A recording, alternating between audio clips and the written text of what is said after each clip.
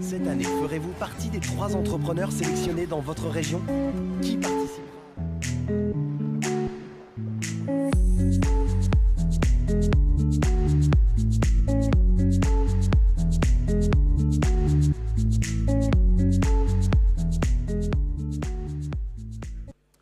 Voilà, bonjour, bonsoir et bienvenue pour cette rentrée économique.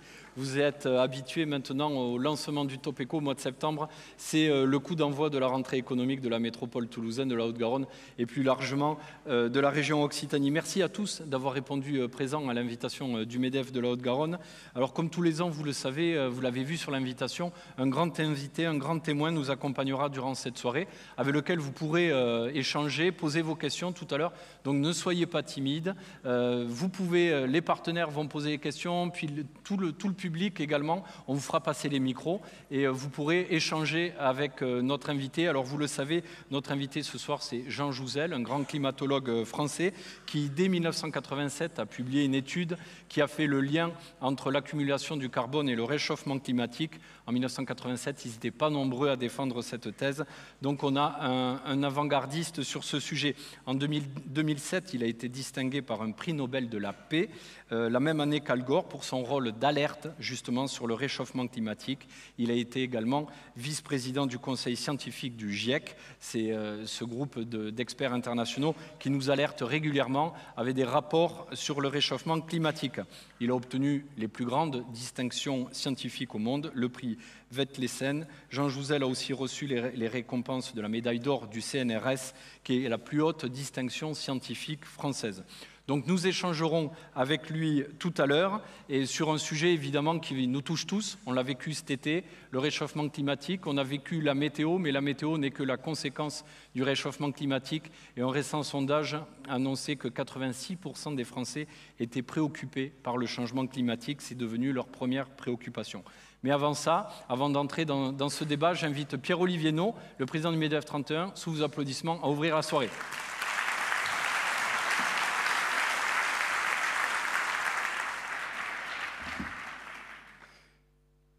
Bien, bonsoir à toutes et à tous. J'ai envie de commencer par une photo, si vous me permettez, même un selfie, parce que le nombre de personnes présentes est fou.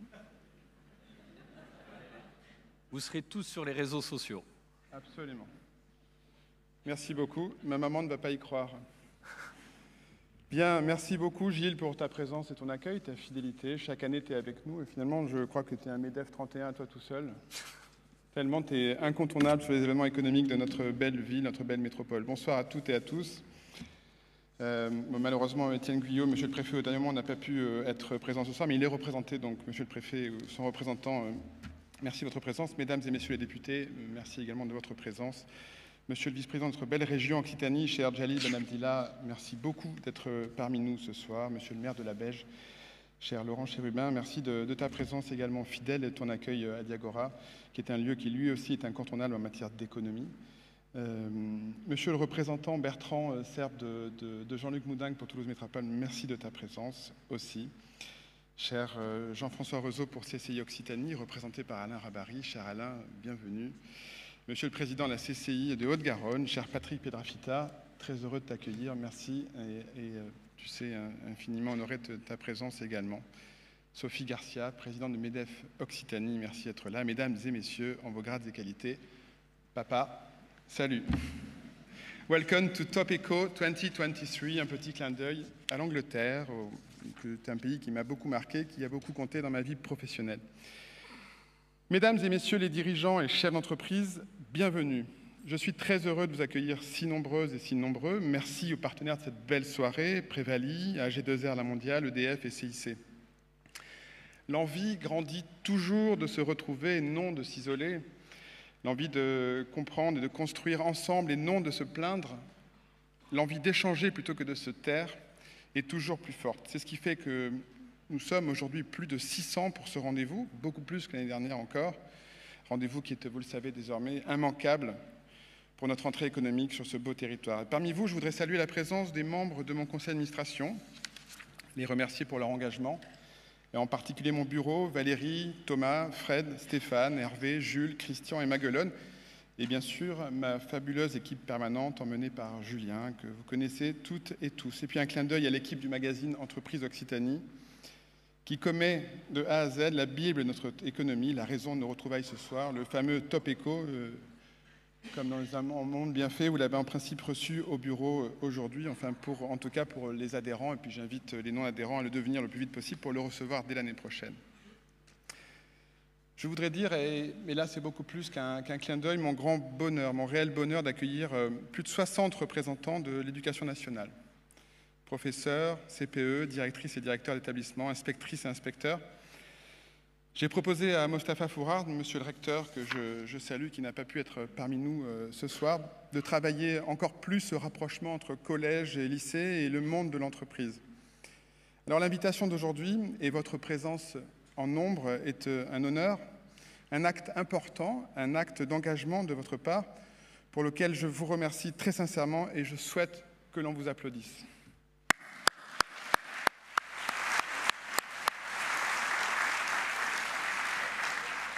J'en profite pour adresser dans ce monde de l'éducation ma profonde gratitude aux équipes de Florence, au CFA de Blagnac.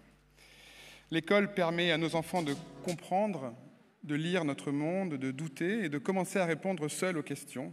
L'école, c'est la réponse. Cette réponse, c'est la connaissance, la science, les faits. C'est ce que notre époque laisse un peu trop sur le côté au profit des seules émotions et des fantasmes transportés par les réseaux sociaux. Alors, merci aussi à vous, cher Jean Jouzel, d'avoir accepté de venir nous expliquer ce que nous devons absolument comprendre, mieux toucher avec vous ce qui, dans les détails, où le diable se niche en général, nous échappe un peu trop encore. Nous devons comprendre pour agir vite et en connaissance de cause. Notre été a été assassin. Nous n'avons pas besoin d'activistes pour déclencher l'action des entreprises. Les faits, la science, la connaissance, c'est aussi ce dont va nous parler Emmanuel, patron de l'agence Big Happy, partenaire cette soirée que je remercie, qui va entrer dans le détail avec les datas, la science, les chiffres, les faits. L'homme ne s'est pas bien tenu avec la planète ces 100 dernières années. La transition climatique n'est pas un sujet régalien, nous avons tous la solution. Et spécifiquement chez les chefs d'entreprise, sachez que cette préoccupation est désormais numéro 1. Rassurez-vous, je vous prierai de passer le message à monsieur le préfet, la fiscalité est juste derrière, bien évidemment. Mais je crois plus largement que le principe du soin que nous devons apporter à cette question centrale, l'environnement, doit s'appliquer à notre écosystème immédiat. Doit s'appliquer à notre écosystème immédiat. Donc depuis tout à l'heure, personne ne m'entend ou... je recommence. Alors, je me suis arrêté à doigt. Donc je disais, je crois plus largement que le principe de soin que nous devons apporter à cette question centrale qui est l'environnement doit s'appliquer à notre écosystème immédiat, à notre environnement quotidien, une ville et des entreprises qui demeurent attractives, des citoyens heureux, formés, qui ont toutes les chances de progresser. C'est aussi notre mission de chef d'entreprise. Nous devons simplement prendre soin d'aujourd'hui pour avoir un meilleur demain. Le MEDEF Haute-Garonne a donc choisi depuis 1 an, de soutenir une association, un projet, un club de sport à chacun de ces événements. Vous trouverez donc, après notre séance, plusieurs stands autour du cocktail pour vous renseigner, en savoir un petit peu plus. Et puis, nous avons choisi pour cet événement de soutenir également le printemps à Toulouse, le renouveau de ce qu'était notre magnifique festival d'art contemporain, le printemps de septembre avant. Eugénie, sa nouvelle présidente, nous en parlera dans un moment. Donc voilà, je voulais vous dire merci, un merci infini de votre présence, encore une fois, si nombreuse et si chaleureuse. Vous remercier bien sûr pour votre énergie, votre optimisme, votre envie et votre sourire. Enjoy. Merci beaucoup. Merci Pierre-Olivier. Je te rassure, on t'a très bien entendu parce qu'on était attentifs, donc on a dressé l'oreille. Merci beaucoup. Effectivement, comme l'a dit Pierre-Olivier Non, on va faire une petite respiration culturelle puisque je vais inviter Eugénie Lefebvre, la présidente du Printemps à Toulouse, à me rejoindre. Je ne sais pas où elle est. Elle est là, sous vos applaudissements.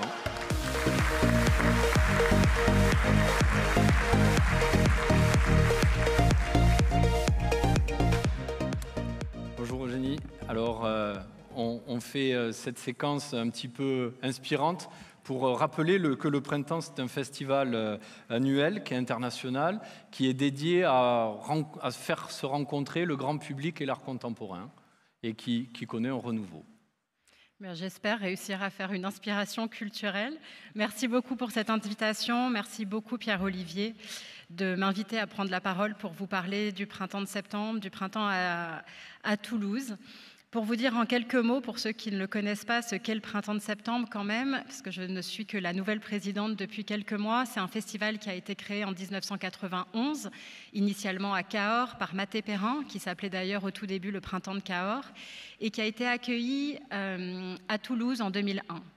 C'est un festival de création contemporaine qui mêle à la fois des artistes internationaux et des artistes émergents, qui essayent de mêler au maximum tous les publics, en étant une manifestation à la fois festive et gratuite. Le festival a fêté ses 30 ans en septembre 2021, au cours d'une édition de 4 semaines qui a réuni 160 000 visiteurs, avec 130 artistes qui ont exposé au travers de 35 lieux, mais aussi dans le cadre d'installations publiques, dans la rue, dans la ville, de conférences, de concerts, de performances. Vous voyez derrière moi défiler quelques images de ces dernières années, de grandes installations, de moments de partage, de moments de médiation qui ont marqué les dernières années du printemps. L'année 2022 marque un moment de transition et de transformation pour le festival. Alors évidemment, ça marque un moment de transition et de transformation de manière beaucoup plus fondamentale et globale. Et je ne suis pas habilitée à vous parler de ces transformations en profondeur, je laisserai les experts le faire. Mais pour nous, c'est aussi un moment où on a besoin de se réinventer, parce qu'on ne peut plus inventer et on ne peut plus penser à un festival de création en 2022 comme on le faisait en 1991. Et finalement, ce changement de gouvernance nous donne cet élan, cette possibilité de nous réinventer. Alors même si on va s'ancrer dans ce qu'a toujours été le festival, et comme vous l'avez rappelé, en effet, une manifestation qui a une réputation internationale, nationale, et qui est un événement majeur, on va tâcher d'être fidèle à cette mission et à cette identité. Mais on a voulu, en binôme avec la directrice du festival, Anne-Laure Belloc, véritablement réaligner le festival face aux enjeux actuels. La crise sanitaire que nous venons de traverser, les crises et secousses globales auxquelles nous faisons face en ce moment, qu'elles soient environnementales, sociales, géopolitiques, économiques, mettent en exergue certaines questions de fond qui sont à l'œuvre déjà depuis plusieurs années dans le monde de la culture. La place des artistes dans nos projets de société, le rôle de l'art comme facteur de lien et d'agentivité, les questions de transition durable, les questions de mutations urbaines, les questions de réinvention du vivre ensemble, etc. Alors c'est à l'aune de ces questionnements et humblement, parce que ce sont des expérimentations aussi que nous allons faire, on a choisi d'opérer ce que le philosophe du vivant, que je lis beaucoup, Emmanuel Ecoccia, a appelé dans un livre récent notre métamorphose. Le festival invitera ainsi chaque année une créatrice ou un créateur à co-concevoir et co-programmer avec nous une édition du festival. Cette créatrice ou ce créateur pourra venir d'horizons variés pour véritablement ouvrir les champs, ouvrir les points de vue, l'architecture, le design, le cinéma, la musique, l'écriture, la chorégraphie. Et ainsi, il va venir poser son propre regard sur la ville, poser son propre regard sur les habitudes, les habitants, s'intéresser aux espaces, aux interstices, et coprogrammer véritablement avec nous en invitant à son tour une communauté d'artistes. Le festival redeviendra annuel. Depuis quelques années, il était en biennale. Et comment on peut être un rendez-vous de la vie citoyenne si on est une fois de temps en temps et on nous demande régulièrement « mais cette année, il y a le festival ou il n'y a pas le festival ?» On redeviendra annuel et on a pour enjeu de se caler sur un calendrier plus proche de la vie citoyenne et notamment de la vie scolaire, de la vie étudiante, en déplaçant le printemps de septembre en juin, on n'est plus à une contradiction près, en ouvrant tous les ans le premier week-end de juin et en nous permettant ainsi de pouvoir travailler toute l'année avec la société civile, les associations, les scolaires, les lycéens, les étudiants, à travailler véritablement aussi une école éphémère avec l'enseignement supérieur, qu'il soit artistique mais aussi beaucoup plus global, Toulouse étant une ville extraordinaire d'un point de vue de la vie étudiante. Et puis, cet artiste de chant varié va nous permettre aussi de pouvoir être toujours plus proche du public. Il y a une petite vision de l'art contemporain qui peut avoir toujours le sentiment pour certains publics de ne pas véritablement se sentir concernés, de ne pas véritablement se sentir intéressés, ou d'avoir toujours une espèce de sentiment d'éloignement ou de distance. En travaillant à chaque fois la programmation avec une année un designer, une année un cinéaste, une année une musicienne, une année une chorégraphe, on va venir aussi réveiller des intérêts, redonner un nouvel élan et finalement réinventer le printemps chaque année. Et on changera de quartier. Là où finalement on essayait de reproduire à Toulouse ce qu'on faisait à Cahors en étant très diffus dans la ville et de temps en temps de manière peut-être un peu éparse.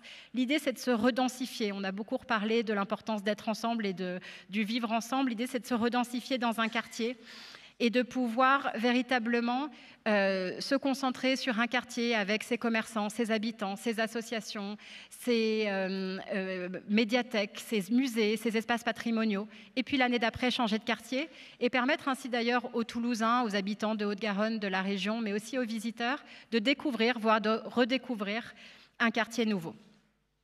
Cette année, on va l'annoncer très prochainement dans la presse en annonçant l'ensemble de ces transformations. On a choisi de travailler avec la designer Nathalie Crassé. Peut-être que certains d'entre vous voient très bien qui elle est. Peut-être certains d'entre vous, le nom dit simplement quelque chose. Vous avez certainement croisé son travail. Elle a été la principale collaboratrice de Philippe Starck pendant des années. Elle a notamment récemment à Paris refait tous les kiosques à journaux et à Toulouse, elle travaille sur un projet d'aménagement au Métronome et va faire le design de la prochaine station Marengo en 2028. C'est une designer qui pense véritablement les objets et les espaces du quotidien avec finalement une palette très proche des gens, très colorée, très ludique, beaucoup de projets collaboratifs et une grande attention à la transition environnementale.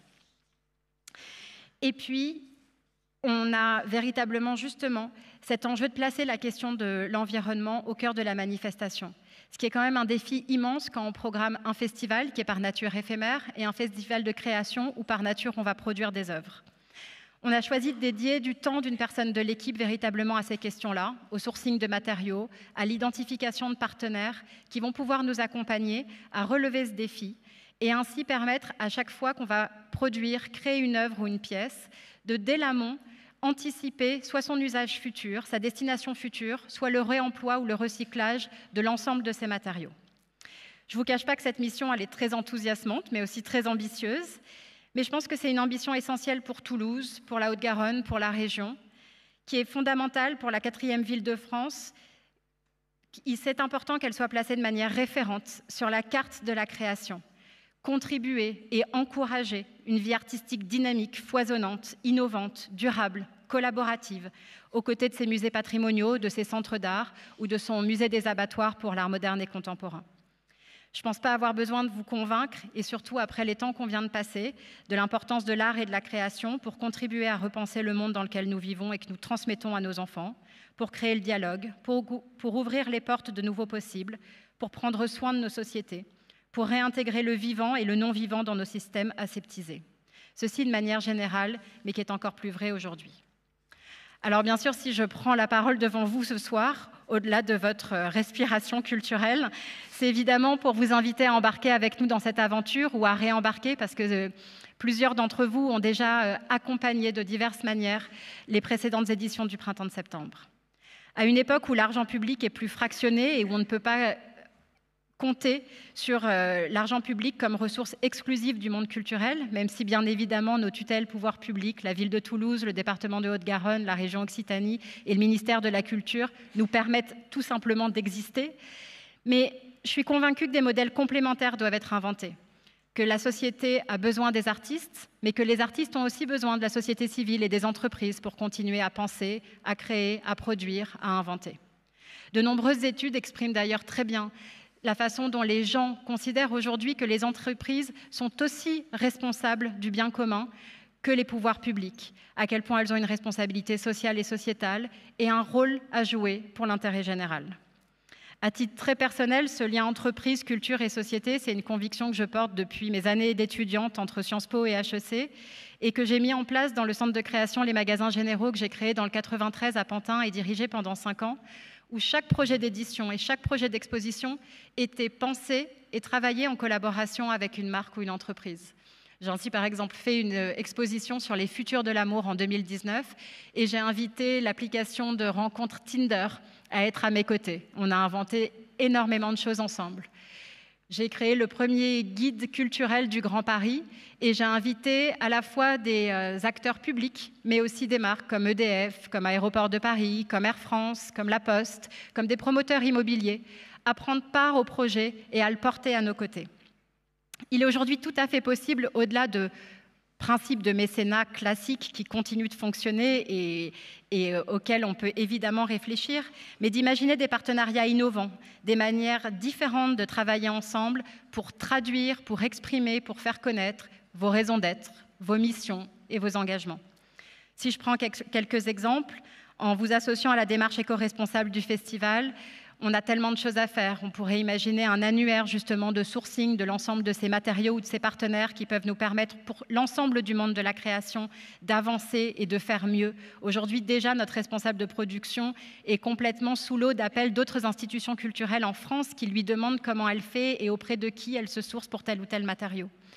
On pourrait aussi amplifier justement le temps dédié ou le nombre de personnes dédiées à la responsabilité environnementale dans l'équipe. En vous associant à une édition spécifique, ça pourrait venir faire des échos aussi avec vos domaines d'activité.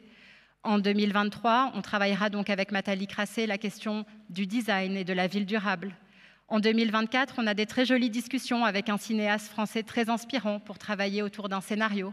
En 2025, on est en train de penser quelque chose autour d'un acteur du son et de la musique. Et puis, chaque année davantage, notamment ces dernières années au travers de projets participatifs, il y a un engagement sociétal très fort pour toujours ouvrir, au-delà de la gratuité, le festival à l'ensemble des publics, aux très jeunes publics, aux publics éloignés du monde de la culture, aux publics en situation de handicap. Et là encore, on est toujours frustré par tout ce qu'on aimerait faire en termes de programmes, en termes d'ateliers, en termes même peut-être d'outils innovants, de médiation numérique ou d'éducation artistique et culturelle. Et puis évidemment, certains projets spécifiques, certaines œuvres spécifiques peuvent être financées directement et peuvent être aussi des moments pour travailler aussi le partage en interne auprès de vos collaborateurs, auprès de partenaires privilégiés, de la façon dont vous avez envie les messages que vous avez envie de faire passer autour d'un projet ou d'une œuvre spécifique. On a la chance avec Anaëlle Bourguignon, la directrice adjointe du festival, d'avoir été invitée à passer la soirée avec vous. On espère avoir l'occasion de mieux vous rencontrer. En tout cas, certains d'entre vous, vous êtes très, très nombreux. On est aussi à votre disposition pour toute question et je vous remercie beaucoup pour votre attention. Merci beaucoup, Eugénie Lefebvre. Donc, rendez-vous le 1er juin 2023 et avant pour nouer les partenariats, si vous avez bien saisi le message. Alors, vous êtes ici ce soir pour cette rentrée économique toulousaine qui est marquée par l'édition du Top Éco. Vous le savez, ce répertoire, le grand répertoire des entreprises d'Occitanie qui, petit à petit, intègre de plus en plus d'entreprises cotées ex-Languedoc-Roussillon, dans un classement qui était historiquement Midi-Pyrénées. C'est un gros travail des équipes du MEDEF 31 et notamment des journalistes tout au long de l'année pour recueillir les chiffres d'affaires, les effectifs. Donc certains, j'ai vu, l'ont déjà récupéré à l'entrée. Ce top économique, c'est également 20 ans de data parce que c'est une vraie mine pour beaucoup de personnes, beaucoup de publics, des demandeurs d'emploi qui cherchent les entreprises performantes, à qui envoyer, en tout cas entrer en relation pour peut-être candidater. Et je sais que c'est compliqué de trouver des candidats en ce moment. Les banquiers qui regardent les classements peut-être de leurs clients, de leurs prospects, des entreprises qui vérifient les fournisseurs également. Donc c'est une mine d'informations. Et pour décrypter ces 20 ans de data économique qu'a compilé les équipes du MEDEF, j'invite Emmanuel Kérité, qui est le président de Big Happy, pour son keynote. Sous vos applaudissements.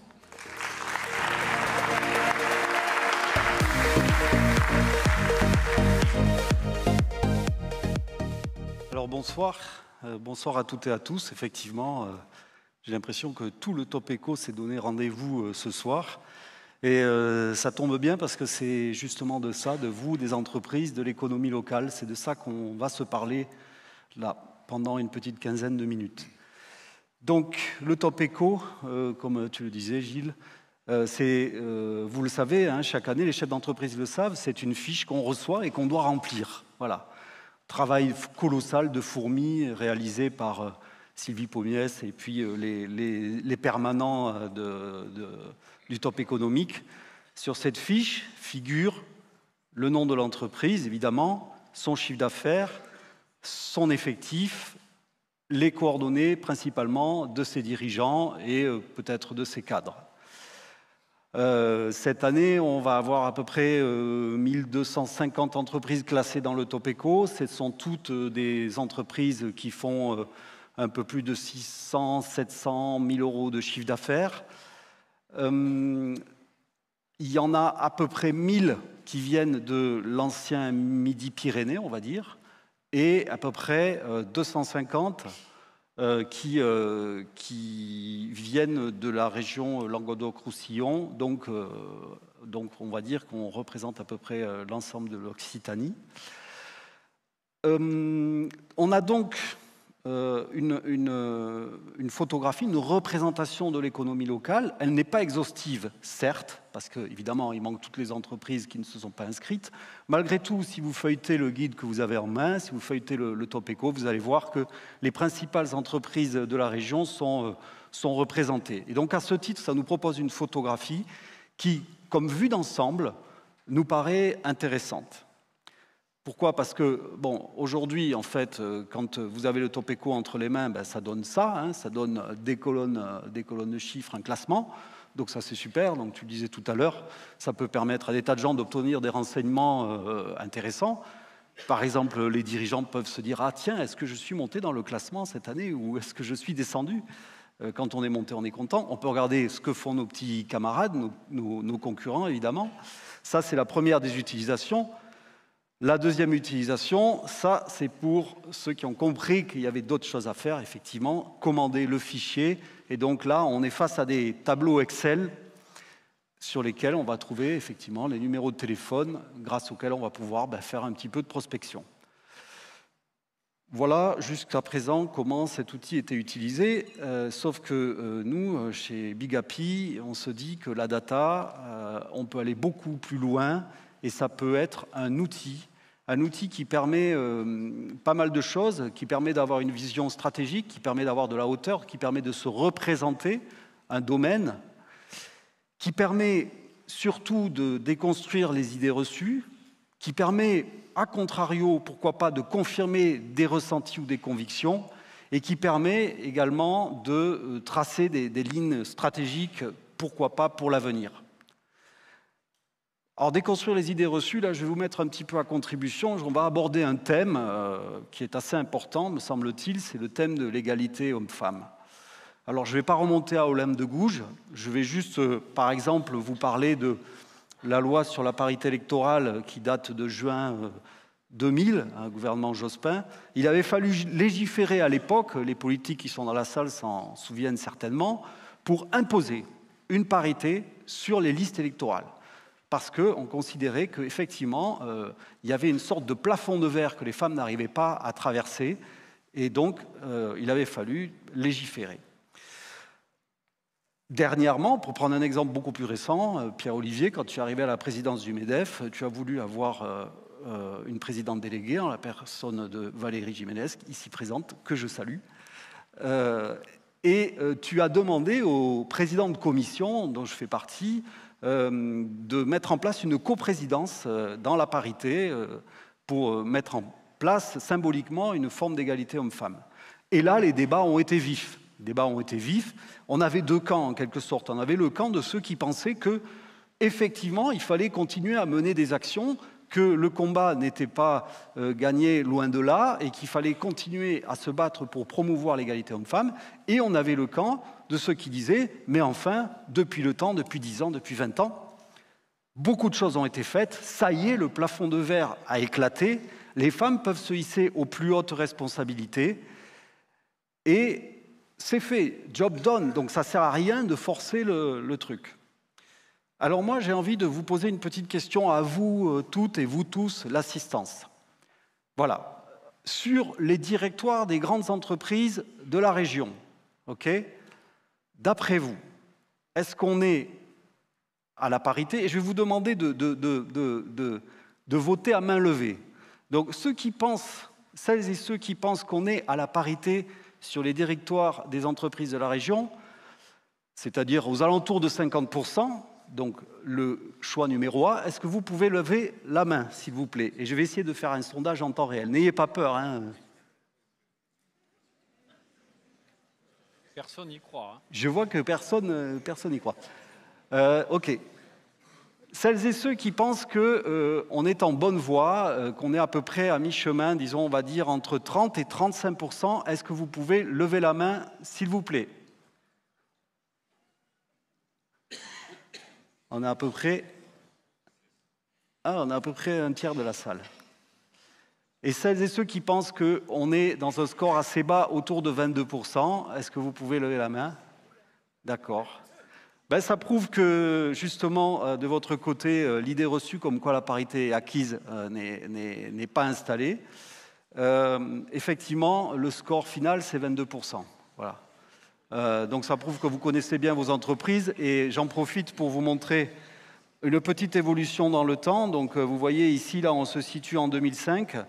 On est à peu près sur un total de 14%. Alors attention, bon, ok, on a mis les femmes en rose, les hommes en bleu, je ne sais pas pourquoi. Et en violet, ce sont les directoires mixtes, d'accord? Donc, on va, pour être sympa, on va prendre le côté mixte, voilà. Hein.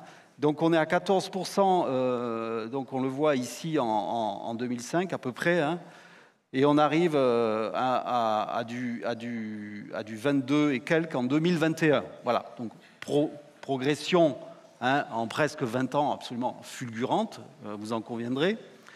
Voilà, et je pense tout à coup à ce SMS que m'avait envoyé Julien Pinat il y a quelques jours, le délégué du MEDEF, délégué général, qui m'avait forwardé un article qui disait que au rythme où ça va, au niveau mondial, on arriverait à l'égalité homme-femme à peu près dans 300 ans. Voilà. Donc, je vous laisse avec ça. Je poursuis sur une deuxième fonction qui peut être donc par rapport à la data, confirmer nos ressentis, mais apparemment c'est ce qu'on vient déjà de faire ici, donc c'est bien. Pourquoi? Parce que visualiser les choses différemment par rapport à des données qu'on connaît et qu'on pense connaître, ça permet de prendre vraiment conscience de la réalité des proportions. Je prends un exemple. Moi, quand je regarde par la fenêtre, je vois le soleil, j'ai l'impression que c'est une petite ampoule dans le ciel. Le soir, en ce moment, je ne sais pas s'il y en a qui s'intéressent à l'astronomie, on voit à proximité de la Lune, on voit une étoile qui brille beaucoup, c'est Jupiter. Jupiter, c'est juste une des planètes les plus énormes du système solaire. Mais en réalité, elles ont l'air petites comme ça, mais en réalité, quand on fait un comparatif, vous voyez que les masses sont colossales. Par exemple, là, on voit bien que le Soleil, qui a l'air tout petit, c'est juste le corps céleste le plus important du système solaire. La Terre, à côté, c'est ce petit point-là, ici, vous voyez, c'est ce tout petit point. Et je pense qu'on n'a pas conscience comme ça, quand on est dans son environnement quotidien, de ce rapport de proportion, de ce rapport de masse. Donc on s'est attelé à faire une représentation aujourd'hui de l'économie de la région en termes de grande masse. Et voilà ce que ça donne. Donc, ce qui est édifiant, et c'est pour ça que j'avais mis en relation avec le système solaire, c'est qu'on voit bien que sur un total de 123 milliards d'euros, répertoriés dans le top éco, hein, ça ne veut pas dire que c'est la totalité du chiffre de la région, bien entendu, mais sur un total de 123 milliards d'euros, on a 60 milliards, c'est-à-dire quasiment la moitié, qui est générée par le secteur aéronautique et spatial. Et encore, il y a une donnée qui ne figure pas dans le schéma, mais que je peux vous livrer, qui est que Airbus pèse à peu près, cette année, en 2021, 53 milliards d'euros, une entreprise. Donc, on comprend, du coup, le dicton, quand Airbus tousse, Toulouse s'enrhume. Hein. On comprend aussi que, par exemple, Toulouse Métropole a créé une structure, Toulouse Invest, qui s'emploie à rechercher des entreprises pour diversifier le tissu économique local. Ça paraît tout à fait intéressant. On également, je dirais, dans le temps du Covid, parce que vous voyez, alors je vais vous passer peut-être un autre slide juste après. Dans le temps du Covid, c'est-à-dire à peu près à ce moment-là, on a vu qu'il y avait des gros problèmes dans l'aéronautique. Forcément, il n'y avait plus un avion qui décollait, les compagnies aériennes ne passaient plus de commandes, l'économie s'est arrêtée net, et on a vu certaines personnes qui se réjouissaient de la disparition programmée de l'avion. Je dirais que si ça arrive, nous, ici, en Occitanie, et particulièrement les anciens Midi-Pyrénées, on va être très mal.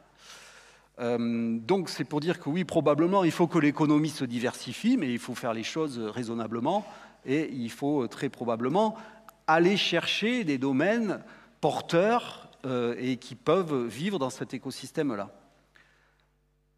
C'est pour ça que ce que je vous propose aujourd'hui, c'est de regarder ce que donne le chiffre d'affaires hors aéronautique, et on va essayer de faire un petit peu de prospective ensemble.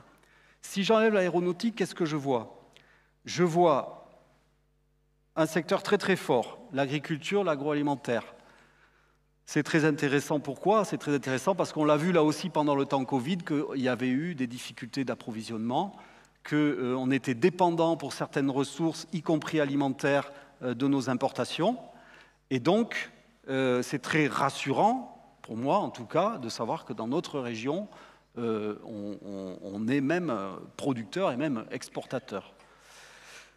En deuxième point, on voit le BTP, tout ce qui est BTP, matériaux de construction, c'est normal, on est dans une région extrêmement attractive, qui a un solde migratoire ultra positif, des dizaines de milliers de personnes nouvelles par an arrivent dans notre région et particulièrement dans la métropole toulousaine. Il faut construire des infrastructures, il faut construire des logements, et encore là, vous voyez, j'ai 7 milliards sur le BTP, mais je peux ajouter ici ce milliard de l'immobilier et de la promotion.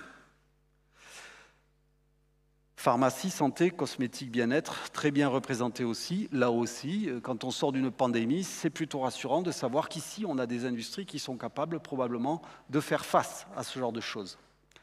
La distribution et le commerce, pour moi, c'est un corollaire de l'attractivité régionale, mais je vais m'attarder aussi à ces chiffres-là. 4 milliards sur l'électronique, l'IoT, les télécoms, et 4 milliards sur l'informatique, l'édition de logiciels, services digitaux, infogérance.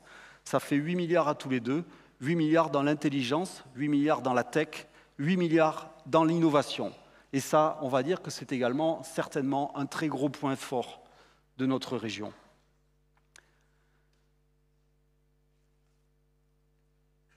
Je continue avec une donnée qui me paraît assez intéressante. Alors, je ne sais pas si vous arrivez, oui, je pense que c'est lisible, en tout cas depuis les premiers rangs. Donc, en gros, ce qui est intéressant, c'est de comparer aussi ce qui est générateur d'emplois. Parce que face à cette crise qui arrive et qui est là, qui est présente, énergétique, la transition climatique, également une crise sociétale, c'est intéressant de se demander finalement ce qui génère des emplois. Parce qu'au-delà du business, au-delà du chiffre d'affaires, ce qui est intéressant, c'est justement que ça puisse permettre à des gens de vivre et de subvenir à leurs besoins. Et donc on voit ici que l'agriculture, l'agroalimentaire et le BTP sont les principaux pourvoyeurs d'emplois. On les trouve en tête sur les chiffres d'affaires, donc jusque-là, ce n'est pas très étonnant. Mais on voit aussi ici deux pics très très intéressants sur justement l'électronique, l'IoT, l'informatique, l'innovation. Le transport, la logistique, forcément. Et je vous invite aussi à regarder cette petite stat-là, petite stat qui monte, c'est qu'on a également une filière énergie, environnement, recyclage, qui est relativement performante en termes de création d'emplois et dynamique.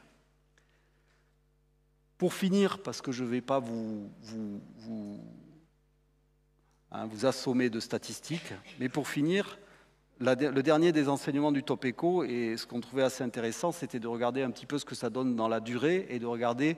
Alors, ne vous fiez pas aux aléas des courbes, parce que nous, quand on regarde croissance, c'est une moyenne qu'on réalise en fait entre le point de départ et le point d'arrivée. Mais on voit qu'effectivement... Alors, on s'arrête à 2020 là aussi, parce qu'il y a eu un... parfois, vous savez, les catégories changent, et donc il faut qu'on puisse tracer des catégories qui sont permanentes. Et forcément, le Topeco se renouvelle, il y a des nouveaux métiers qui arrivent, il y a des nouvelles filières qui se développent, et donc on n'a pas pu les prendre en compte pour stabiliser les informations. Mais quoi qu'il en soit, on remarque ici que on a notre filière agricole qui se porte bien, qui continue à croître malgré des hauts et des bas, mais encore une fois, 2020, on était vraiment sur cet épisode Covid, hein, et on sait qu'ils ont eu, malheureusement, ils se sont retrouvés avec des récoltes sur les bras, etc. On a la filière énergie-environnement qui connaît une très forte croissance, et on a toujours cette filière d'électronique, IoT, télécom, informatique et compagnie, qui, elle aussi, affiche une belle croissance. Voilà, donc je vais vous laisser avec ça. J'espère que ça aura ouvert un peu, que ça vous aura ouvert des espaces de réflexion. J'espère que ça va nous permettre, et que ça nous permet aujourd'hui, bien sûr, il faudrait confronter ces données à d'autres types de données, mais en tout cas, j'espère qu'elles contiennent ce qu'il faut d'optimisme pour se dire que nous, dans notre région, finalement, on a un potentiel énorme pour pouvoir faire face aux défis qui viennent, dont le défi climatique, dont le prochain invité vous parlera beaucoup mieux que moi. Et voilà, je pense que j'ai terminé avec ça et je vous remercie de votre attention. Merci beaucoup. Effectivement, un éclairage intéressant. On ne voyait pas le Topeco sous cet angle jusqu'à présent. Donc, l'exercice a eu le mérite de mettre une lumière nouvelle sur ce travail. Merci à toi. Alors, il est venu le temps d'accueillir notre grand témoin de ce soir, que j'ai présenté tout à l'heure. Vous avez entendu sa biographie, un chercheur qu'on ne présente plus. Jean Jouzel, c'est à vous, sous vos applaudissements. Merci.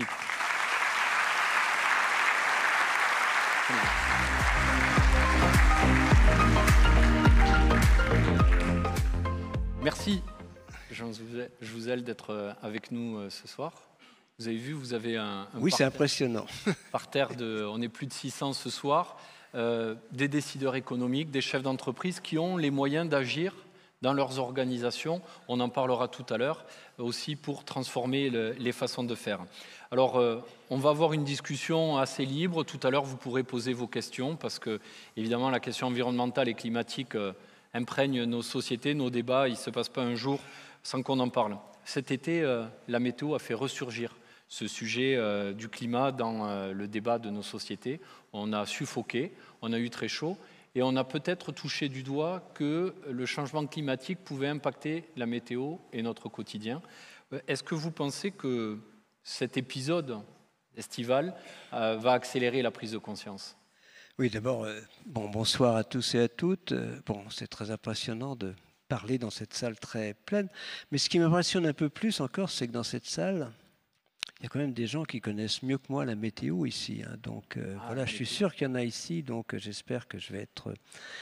Voilà, je suis sûr qu'il y a beaucoup de collègues de Météo France et d'autres. C'est bien sûr une capitale de la météorologie et du climat à Toulouse.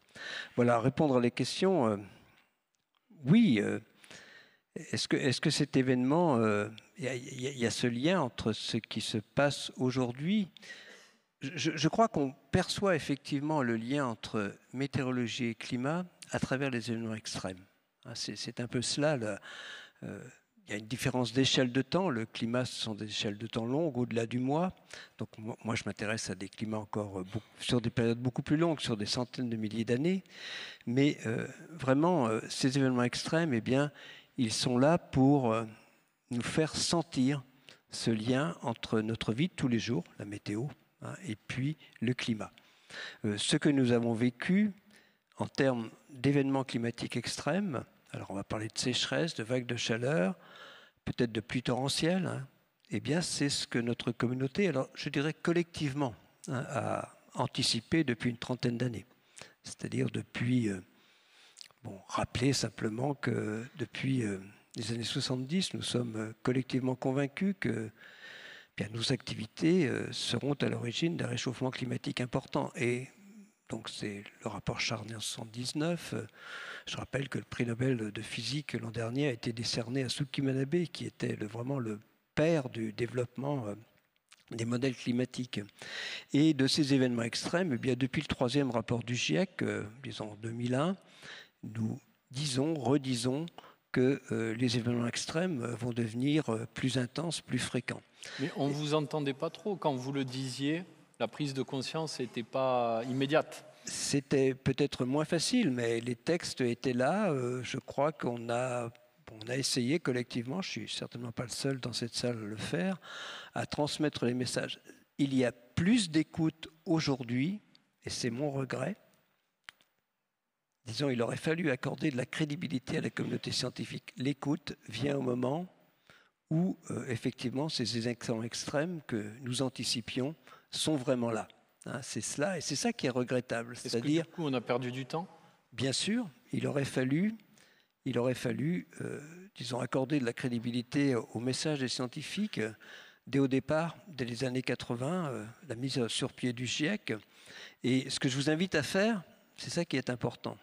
Hein, disons, dans la mesure où la communauté scientifique, je dirais largement la communauté des modélisateurs. Hein, en France, nous avons 2 modèles climatiques, l'un ici à Toulouse et l'autre à Paris, et on travaille beaucoup ensemble. Eh bien, à partir du moment où les modélisateurs ont montré qu'ils savaient envisager à échéance de 30, 40, 50 ans ce qui va se passer, au moins dans les grandes lignes, accordons de la crédibilité aux projections pour les années 2050 et au-delà. Et c'est ça l'invitation, c'est ça, je crois, le principal enseignement de là où nous en sommes aujourd'hui. N'attendons pas que de nouvelles catastrophes arrivent pour prendre des décisions, pour rentrer dans l'action. Alors justement, vous dites travailler sur le temps long, vous évoquez ces calculs que vous faites tourner pour voir le climat de demain. 2050, il faut s'attendre à quoi? Parce que ça intéresse tout le monde. 2050, ici, je dirais que le climat est joué. Alors, on n'en connaît pas les détails, mais je dirais que globalement, il est joué au moins... Enfin, disons, le climat de 2050 dépend assez peu de ce qu'on va émettre au cours de cette décennie. C'est le contraire pour le climat d'après 2050. Assez peu, un petit peu, mais jusqu'à 2040, vraiment, c'est tout simplement parce qu'il y a une inertie dans le système climatique et c'est un phénomène cumulatif, cette augmentation des gaz à effet de serre. Disons pour 2050, eh bien, c'est une amplification de ce qu'on vit. Alors, on peut penser que d'ici 2050, on aura quelques étés probablement aussi rudes, sinon plus que 2022, que les records de chaleur seront de nouveau battus, que les sécheresses, alors il y a pour la France un très beau rapport d'RIAS, disons largement, auquel mes collègues toulousains ont été largement à la base de ce rapport d'RIAS, eh bien, sur le climat de la France au cours du XXIe siècle. C'est à la fois, je dirais pratiquement, disons à 2050, on aura en France probablement... Ça dépendra de la saison, mais pas loin d'1 degré de plus qu'aujourd'hui, en valeur moyenne. Des sécheresses météorologiques, c'est-à-dire des périodes sans précipitation plus longues. Hein, donc on voit bien. Et ce qui est important, alors, quand on regarde les précipitations au niveau de la France, peut-être moins de précipitations l'été, plus l'hiver dans le nord de la France. Donc globalement, il n'y aura pas beaucoup en valeur annuelle de variations de précipitations au nord de la France. C'est moins vrai pour cette région. Dans cette région, il y aura une diminution des précipitations. Mais ce qui est important, c'est que même dans le nord de la France, où les précipitations resteront à leur niveau actuel, l'évaporation augmente et cela fait qu'il y a moins d'eau en surface. Le débit des fleuves et des rivières, même dans celui de la Seine, diminuera. C'est encore plus vrai pour la Garonne, évidemment. Mais voilà, il faut bien avoir en tête que la disponibilité en eau, la recharge des eaux souterraines sera moins facile en 2050 qu'aujourd'hui. Et puis, bien sûr, des événements extrêmes.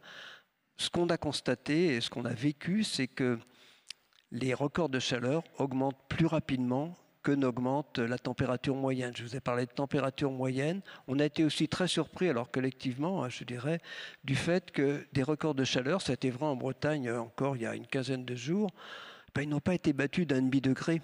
Dans certaines stations, il y a eu 3 ou 4 degrés d'écart entre le record de chaleur de cette année et celui qui le précédait. Alors ça dépend de la station, ça peut être... Voilà. Mais ça a été déjà observé, ça c'est un peu une surprise de notre communauté. Mais voilà, donc des températures, des extrêmes climatiques qui pourraient certainement tourner autour de 45 degrés dans cette région, peut-être plus très localement et ponctuellement, mais pas bien sûr en moyenne. Quelles conséquences sur l'agriculture, sur la ressource en eau, vous en avez dit un mot, sur la faune, et puis plus généralement sur la vie humaine? La façon de vivre l'été va forcément changer. Alors, disons sur la faune, sur tout ce qui nous entoure, je crois que nous sommes assez trop tournés vers nous-mêmes. C'est-à-dire si nous regardons autour de nous, voilà, il n'y a pas beaucoup peut-être de troupeaux dans cette région, mais je vous assure que si vous regardez un troupeau, eh bien, il cherche l'ombre aussi l'été. Hein, je veux dire, les animaux domestiques, les animaux sauvages, le bétail souffrent énormément. Donc on en vient par exemple maintenant à réfléchir à l'idée de climatiser disons les stabulations libres, disons là où sont les animaux. C'est quand même quelque chose, des questions qu'on se pose, que certains se posent.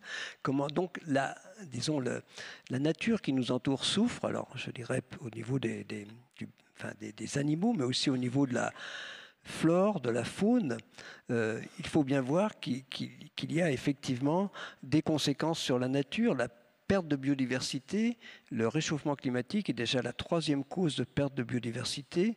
Et si le réchauffement climatique est important, eh bien ça part dans la perte de biodiversité et risque de s'accroître. C'est bien cela. Alors, par rapport à la santé, c'est aussi très important par rapport à nous-mêmes. Alors, la santé de la nature, la santé humaine maintenant, eh bien, peut-être se placer plus à l'horizon, à une échelle planétaire. Il y a vraiment des régions qui, avec un réchauffement de 3 ou 4 degrés, deviendraient invivables. Alors, il faut bien préciser ce vocabulaire invivable dans le jargon du GIEC.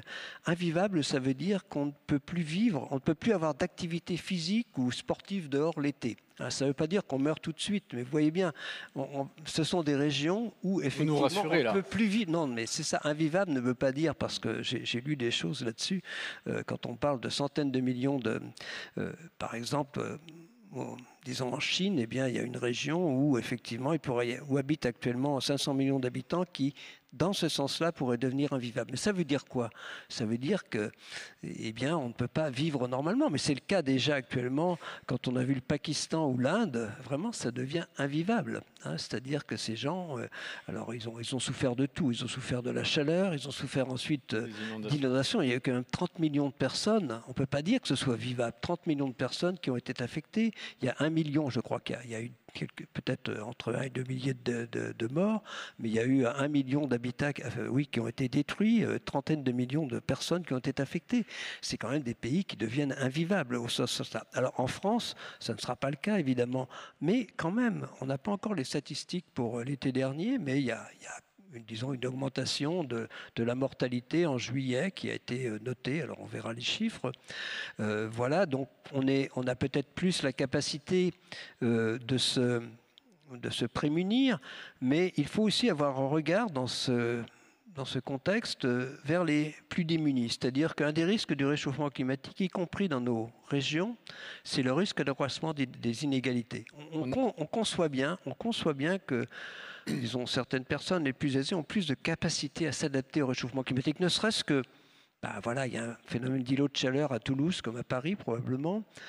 Et puis il y a ceux qui peuvent partir de Toulouse l'été, hein, disons aller plus loin vers les Pyrénées ou vers la côte atlantique ou la côte méditerranéenne. Puis il y a ceux qui ne le peuvent pas. Hein, donc, on voit bien que ce réchauffement climatique, c'est profondément, disons, ça impacte profondément le fonctionnement de la société. Donc, il faut que nous ayons beaucoup d'attention à donc moi j'ai beaucoup travaillé sur ce qu'on appelle la justice climatique, c'est-à-dire ce risque d'accroissement des inégalités. Donc, tout le monde n'est pas du tout égal. Bien sûr qu'il faut s'adapter, mais la capacité d'adaptation d'un individu n'est pas la même s'il est dans un milieu aisé ou s'il n'a aucune possibilité finalement de changer son mode de vie. Et ça va être très difficile de réduire cette inégalité inégalité climatique que vous pointez du doigt? Alors, on a fait des recommandations. D'abord, il faut y penser. Il faut, bien sûr, c'est le rôle de l'État, c'est le rôle des collectivités, c'est le rôle des élus, c'est le rôle de nous tous aussi collectivement d'avoir de l'attention pour ceux qui nous entourent. Ce n'est pas, bien sûr, oui, mais si j'en parle, c'est que c'est un risque qui est vraiment, qui devient de mieux en mieux documenté. Et c'est peut-être disons, si on en parle déjà, ça permet d'en prendre conscience. Oui, effectivement, c'est sur nos sociétés, c'est une chose auquel on doit porter de l'attention. Alors, on va évoquer, on a beaucoup de chefs d'entreprise, de représentants du monde économique ce soir avec nous. Quelles conséquences sur le monde économique, sur l'entreprise? Est-ce que forcément l'économie va être impactée? On a vu le poids de l'agriculture dans notre région, oui, qui est très important, après l'aéronautique. Les rendements vont certainement être affectés. Est-ce qu'il va falloir que notre économie s'adapte, elle aussi, au changement climatique? Je crois qu'il n'y a pas un seul secteur d'activité qui puisse se dire « le réchauffement climatique, ce n'est pas mon affaire ». Donc ça, pour moi, c'est assez clair. Donc, alors, quand on dit ce n'est pas mon affaire, ça peut être à différents niveaux. Ça peut être la contribution à des émissions de gaz à effet de serre, qui peuvent être très variables d'un secteur d'activité à l'autre. Bien sûr, ça peut être les conséquences. Par exemple, il y a une fragilité, et ça peut être aussi des opportunités. Disons, l'économie est au cœur de cette transition dont nous allons parler. Et effectivement, il y a aussi une nécessité d'adaptation, mais je crois qu'il faut, disons, pour une entreprise, la meilleure façon de regarder devant elle, c'est d'intégrer cette réalité du réchauffement climatique et de son évolution au cours des prochaines décennies, dont nous connaissons les grandes lignes, c'est ce que j'ai essayé de vous dire, de les intégrer dans son modèle de développement, qui peut être très différent d'un secteur à l'autre. Peut-être, disons peut-être aussi penser à des secteurs qui seraient porteurs dans une dynamique de neutralité carbone. C'est bien ça dont on parle, parce que ne pas accepter la neutralité carbone, c'est accepter implicitement que le réchauffement climatique se poursuive indéfiniment. Et c'est difficile à faire accepter aux jeunes d'aujourd'hui. Disons qu'il faut partir de cette idée que la neutralité carbone est indispensable, et il faut partir aussi de l'idée qu'elle se réalisera. Il ne faut pas partir de l'idée qu'elle ne se fera pas. Alors évidemment, l'échéance peut être plus longue que celle que l'on rêve, 2050, mais elle se fera. Donc c'est un peu ça le message. Donc moi je pense qu'il y a beaucoup de domaines et d'opportunités. Il faut évidemment, sur les conséquences, il faut essayer de s'en prémunir. Il faut aussi donc regarder ce à quoi on attend. Il faut s'adapter. Il y a des capacités d'adaptation, mais c'est tout le problème. Si on va trop loin dans le réchauffement, ces capacités d'adaptation, elles s'amenuisent, voire disparaissent dans certains cas au-delà de 2 degrés. Par exemple, les récifs coralliens, à un moment, ne peuvent plus s'adapter. Donc voilà, tout cela, c'est maintenant dans les rapports du GIEC bien documenté.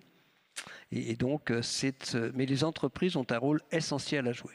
Et vous avez évoqué d'un mot les jeunes générations, celles qui naissent depuis quelques années, vont être tout de suite confrontées à cet objectif de neutralité carbone. Est-ce que ce sont ces jeunes générations qui vont être les accélérateurs de la transformation ? Oui, on l'espère, mais il faut que toutes les générations s'y mettent, y compris la mienne, c'est ça que je veux dire. Oui, bien sûr, on a envie d'inviter les jeunes à aller de l'avant, et c'est ce que je fais, mais il ne faut pas non plus que les autres générations se dédouanent et reportent l'effort sur les jeunes générations. L'effort doit être ceux de tous les pays, il faut que tout le monde regarde dans les mêmes directions. Alors, pour les jeunes, je suis effectivement assez attentif, je m'investis beaucoup et je pense que c'est intéressant de dire l'importance de l'éducation, au développement durable. Alors voilà, je ne sais pas, il y a plutôt des enseignants ici peut-être du secondaire, mais donc il y a beaucoup d'efforts qui sont faits actuellement, mais moi-même je me suis surtout impliqué dans un rapport, sur l'enseignement de la transition écologique dans le supérieur, et avec des recommandations effectivement qu'on a remises à Frédéric Vidal et qui vont être reprises par Sylvie Retailleau. Mais un point que je souhaite souligner par rapport à l'auditoire ici, c'est que dans ce rapport, même si ce n'est pas dans le titre, nous recommandons aussi et nous invitons vraiment les entreprises à aller de l'avant dans la sensibilisation de tous leurs employés, tout leur écosystème, dans la sensibilisation à ces problèmes de transition écologique c'est pas simplement le climat, c'est pas simplement la biodiversité. On voit bien que c'est l'ensemble du mode de fonctionnement de nos sociétés qui est en question. C'est bien ça qu'il faut voir. La transition écologique, c'est pas simplement, c'est aussi tous les problèmes de pollution, mais vraiment, c'est aussi l'emploi, c'est aussi la culture. J'ai bien aimé qu'on parle de culture parce qu'il y a un lien très fort entre la façon dont on appréhende le monde qui nous entoure et notre capacité à aller ou non vers une transition. Et puis, bien sûr, les aspects économiques sont au cœur également. Alors, on parle d'adaptation, de neutralité carbone à l'horizon 2050. C'est une ambition qui a été partagée par l'OACI, l'Organisation de l'Aviation Civile, qui a été partagée par Airbus. Vous avez compris dans la présentation qu'ici Airbus pèse de tout son poids, avec une aviation décarbonée à l'horizon 2035.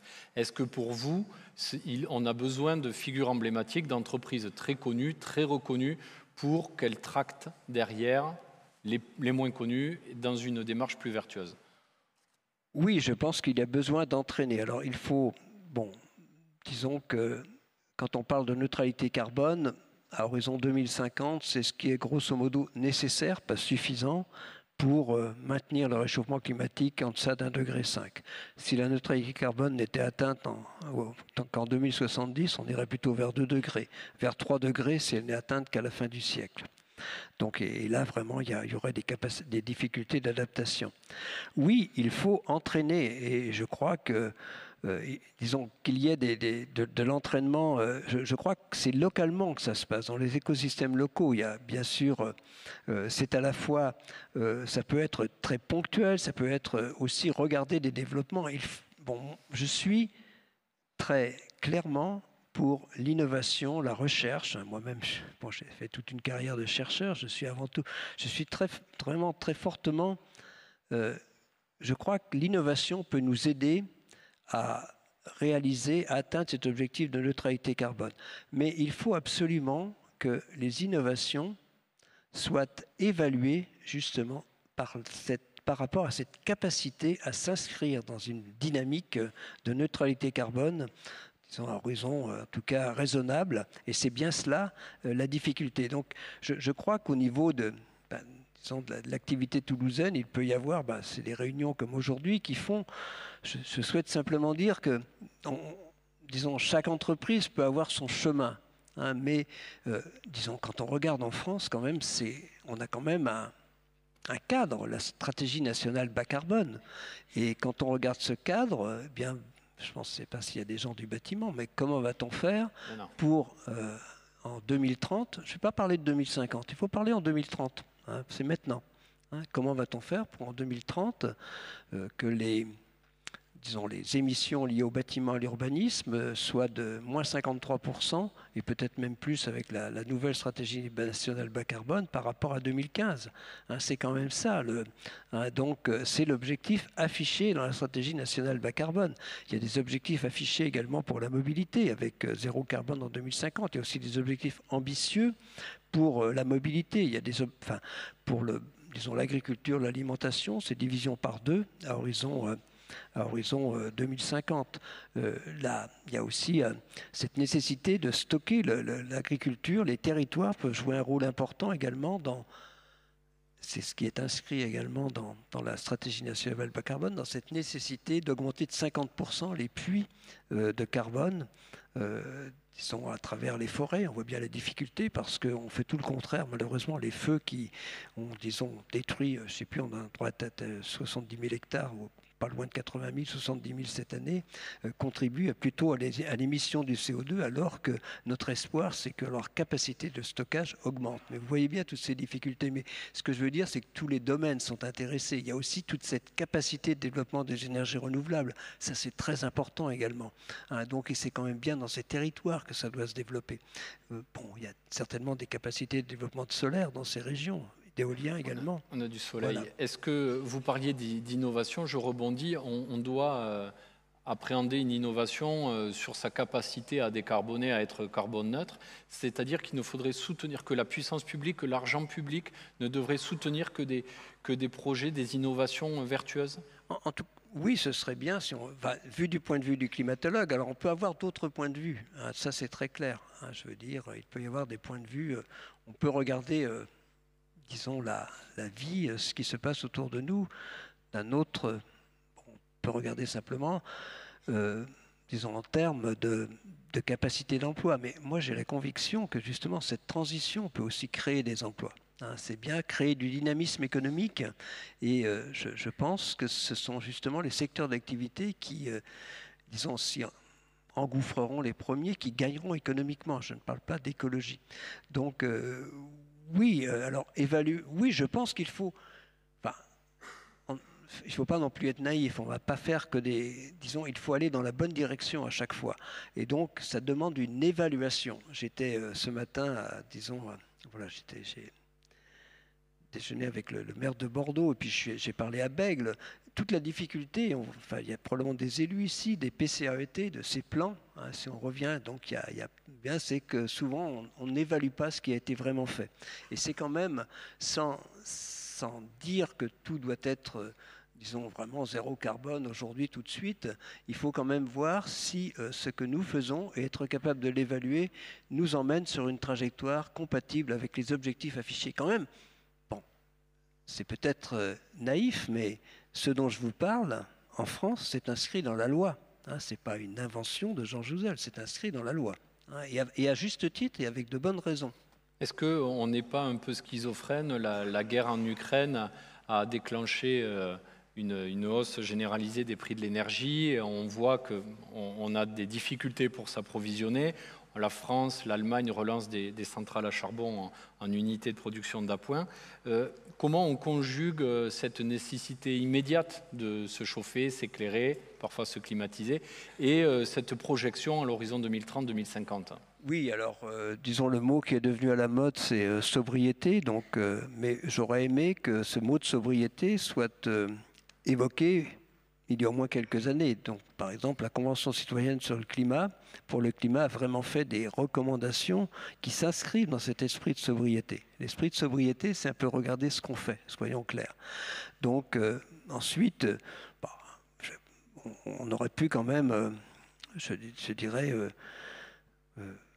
voilà, disons, non pas prévoir, mais vraiment, j'ai par exemple été surpris que, et ça a été rappelé par l'OCDE, par exemple, qu'une des premières manières de limiter disons, en termes, en tout cas, de mobilité, c'est de diminuer la vitesse sur autoroute, par exemple. Ça a été recommandé par l'OCDE, mais personne n'ose plus en parler, même pas sans en faire une contrainte, disons simplement redire que c'est une bonne méthode de diminuer. Alors, je crois que les gens le comprennent directement, d'ailleurs, mais c'est quand même une bonne méthode de diminuer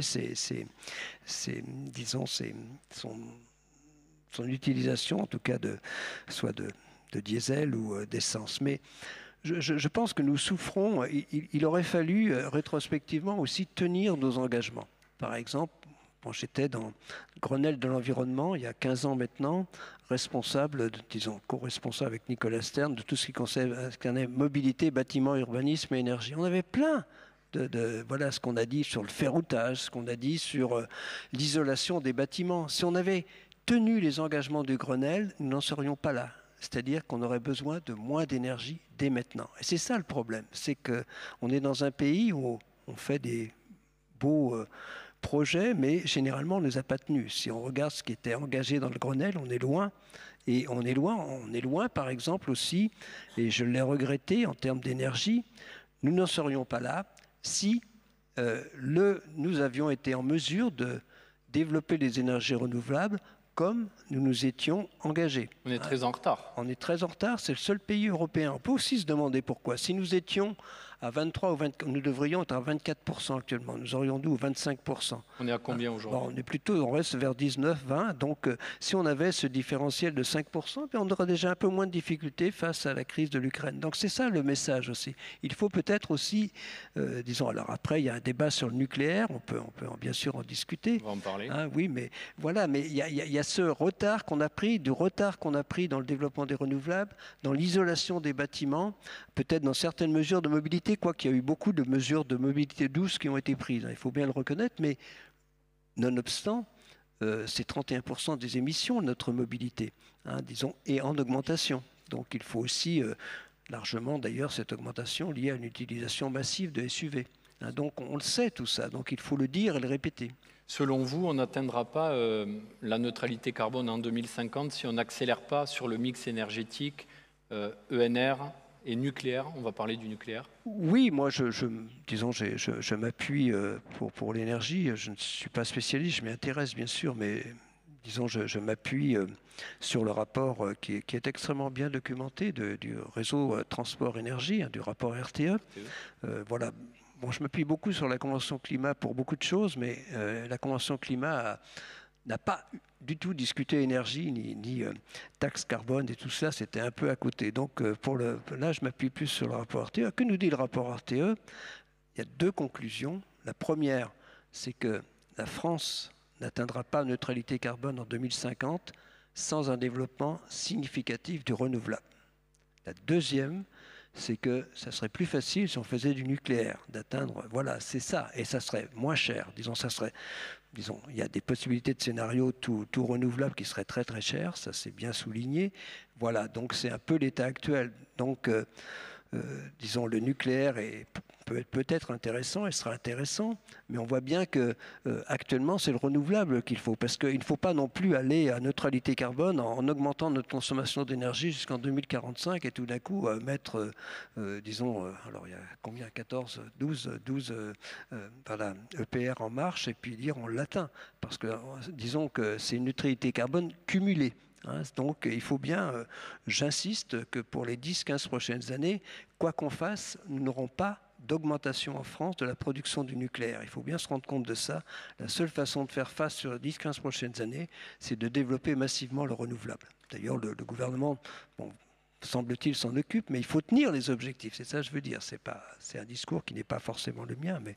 Vous regrettez les errements, vous dites on a pris des grandes décisions, des objectifs au Grenelle de l'environnement, à la COP 21, mais malheureusement on ne les tient pas, du coup on est en retard sur notre plan de marche. Est-ce que sur la stratégie nucléaire, ces arrêts, redémarrages, ces allers-retours incessants nous ont mis en retard de manière grave ? Oui, alors je ne suis pas un spécialiste du nucléaire, j'ai bien entendu Jean-Bernard Lévy. Donc, on l'a tous entendu. Voilà, donc il s'est fait taper sur la doigt ensuite. Bon, quand même, je vais m'exprimer après. Bon, ça fait 55 ans que je suis rentré au CEA, j'y suis toujours. Hein. Je commence ma 55e année au CEA le 1er octobre, et j'y suis toujours. Donc, oui, non, mais je reste... bon, je pense qu'il y a une course... Enfin, peut-être aurait-on dû simplement continuer à faire des réacteurs qui fonctionnaient finalement très bien, ce qu'on a actuellement. On peut se poser la question, dans ce cas-là, de l'innovation, d'une certaine course au gigantisme qui n'est pas forcément un succès. Sans vouloir, bon, ce sont mes collègues aussi du CEA, je ne veux pas dire ça, mais on peut se poser des questions. D'ailleurs, on parle maintenant de petits réacteurs, comme vous savez. Donc voilà, donc c'est des questions qu'on peut se poser. Voilà, il ne faut aussi pas jouer avec la prolongation des centrales actuelles. On voit bien la fragilité. Il y en a quand même, bon, il y en a beaucoup qui vont être remises qui vont être relancées avant l'hiver, je l'espère, mais probablement pas toutes, même si Elisabeth Borne a dit qu'elles seraient toutes remises. Personne n'y croit, on le sait bien tout ça. Voilà. Très bien. Alors avant d'échanger avec la salle, peut-être dernière question. Il faut éviter d'émettre du CO2, mais une fois qu'on l'a émis, il y a des techniques de captation, de séquestration du CO2. Airbus investit actuellement dans une usine aux États-Unis. Est-ce que ça peut être une piste, on va dire, en tout cas, qui peut faire partir du mix de la neutralité? Enfin, bon, là, je m'appuie aussi sur le rapport du GIEC. Hein, donc, bon, oui, le stockage du carbone est une voie pour... alors, c'est une voie complémentaire. La première disons, il faut vraiment diminuer les émissions, mais il faut aussi augmenter les puits. Alors, j'ai parlé des puits naturels. Alors, il y a, comment on le fait, la reforestation, mais il y a tout le problème aussi de préserver la biodiversité. Il y a le problème à moyen terme d'une certaine compétition pour les surfaces entre énergétique et alimentaire. On voit bien ça pointer. Mais le piégeage et le stockage du carbone à la sortie d'une centrale à charbon, à fioul, même à gaz d'ailleurs, est je crois, une chose à mettre en œuvre. On compte d'ailleurs beaucoup là-dessus dans les scénarios du GIEC. Donc je sais les difficultés. Il y a eu l'expérience de Lac il y a maintenant quelques années, de stockage.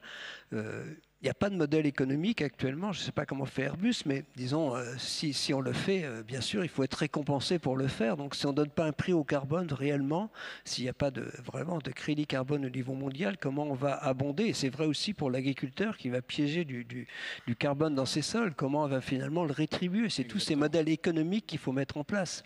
Voilà, donc moi je m'intéresse par exemple au biochar actuellement, c'est-à-dire c'est de faire du charbon, enfin du biochar dans les régions tropicales à partir de déchets.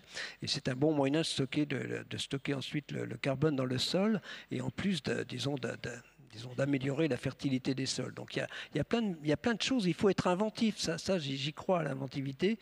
Mais il faut aussi...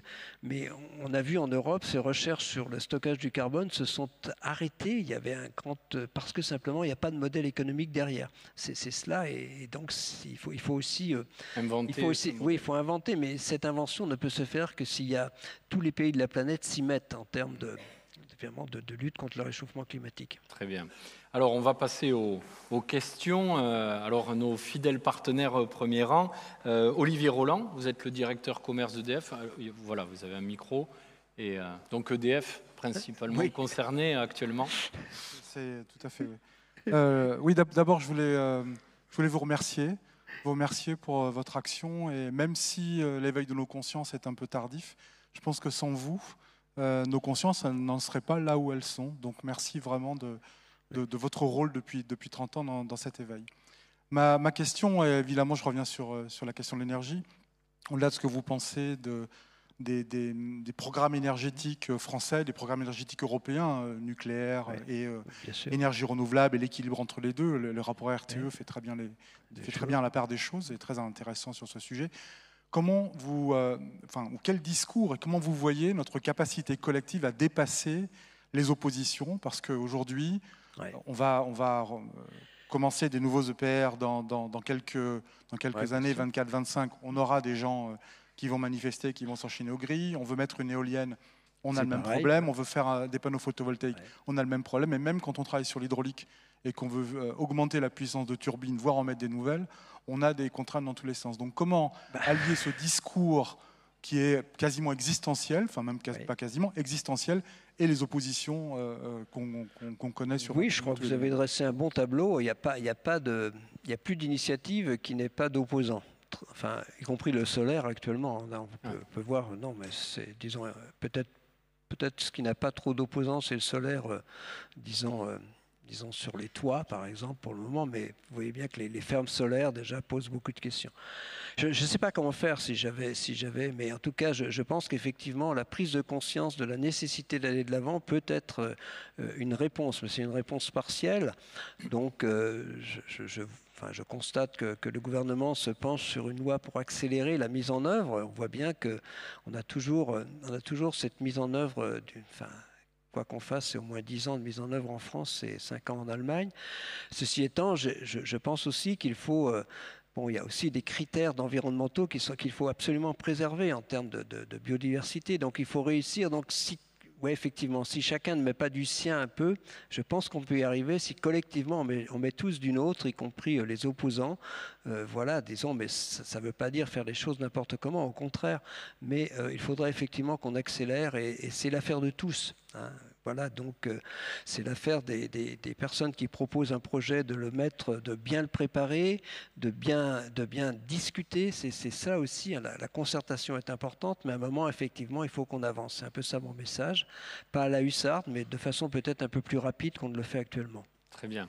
Jean-Marc Guittard, vous êtes le directeur Agence Grandes Entreprises, vous avez un micro juste devant vous pour le CIC Sud-Ouest. Ils ont bien préparé les questions, c'est bien. Ah oui, ouais, ils ont travaillé, oui, bien sûr.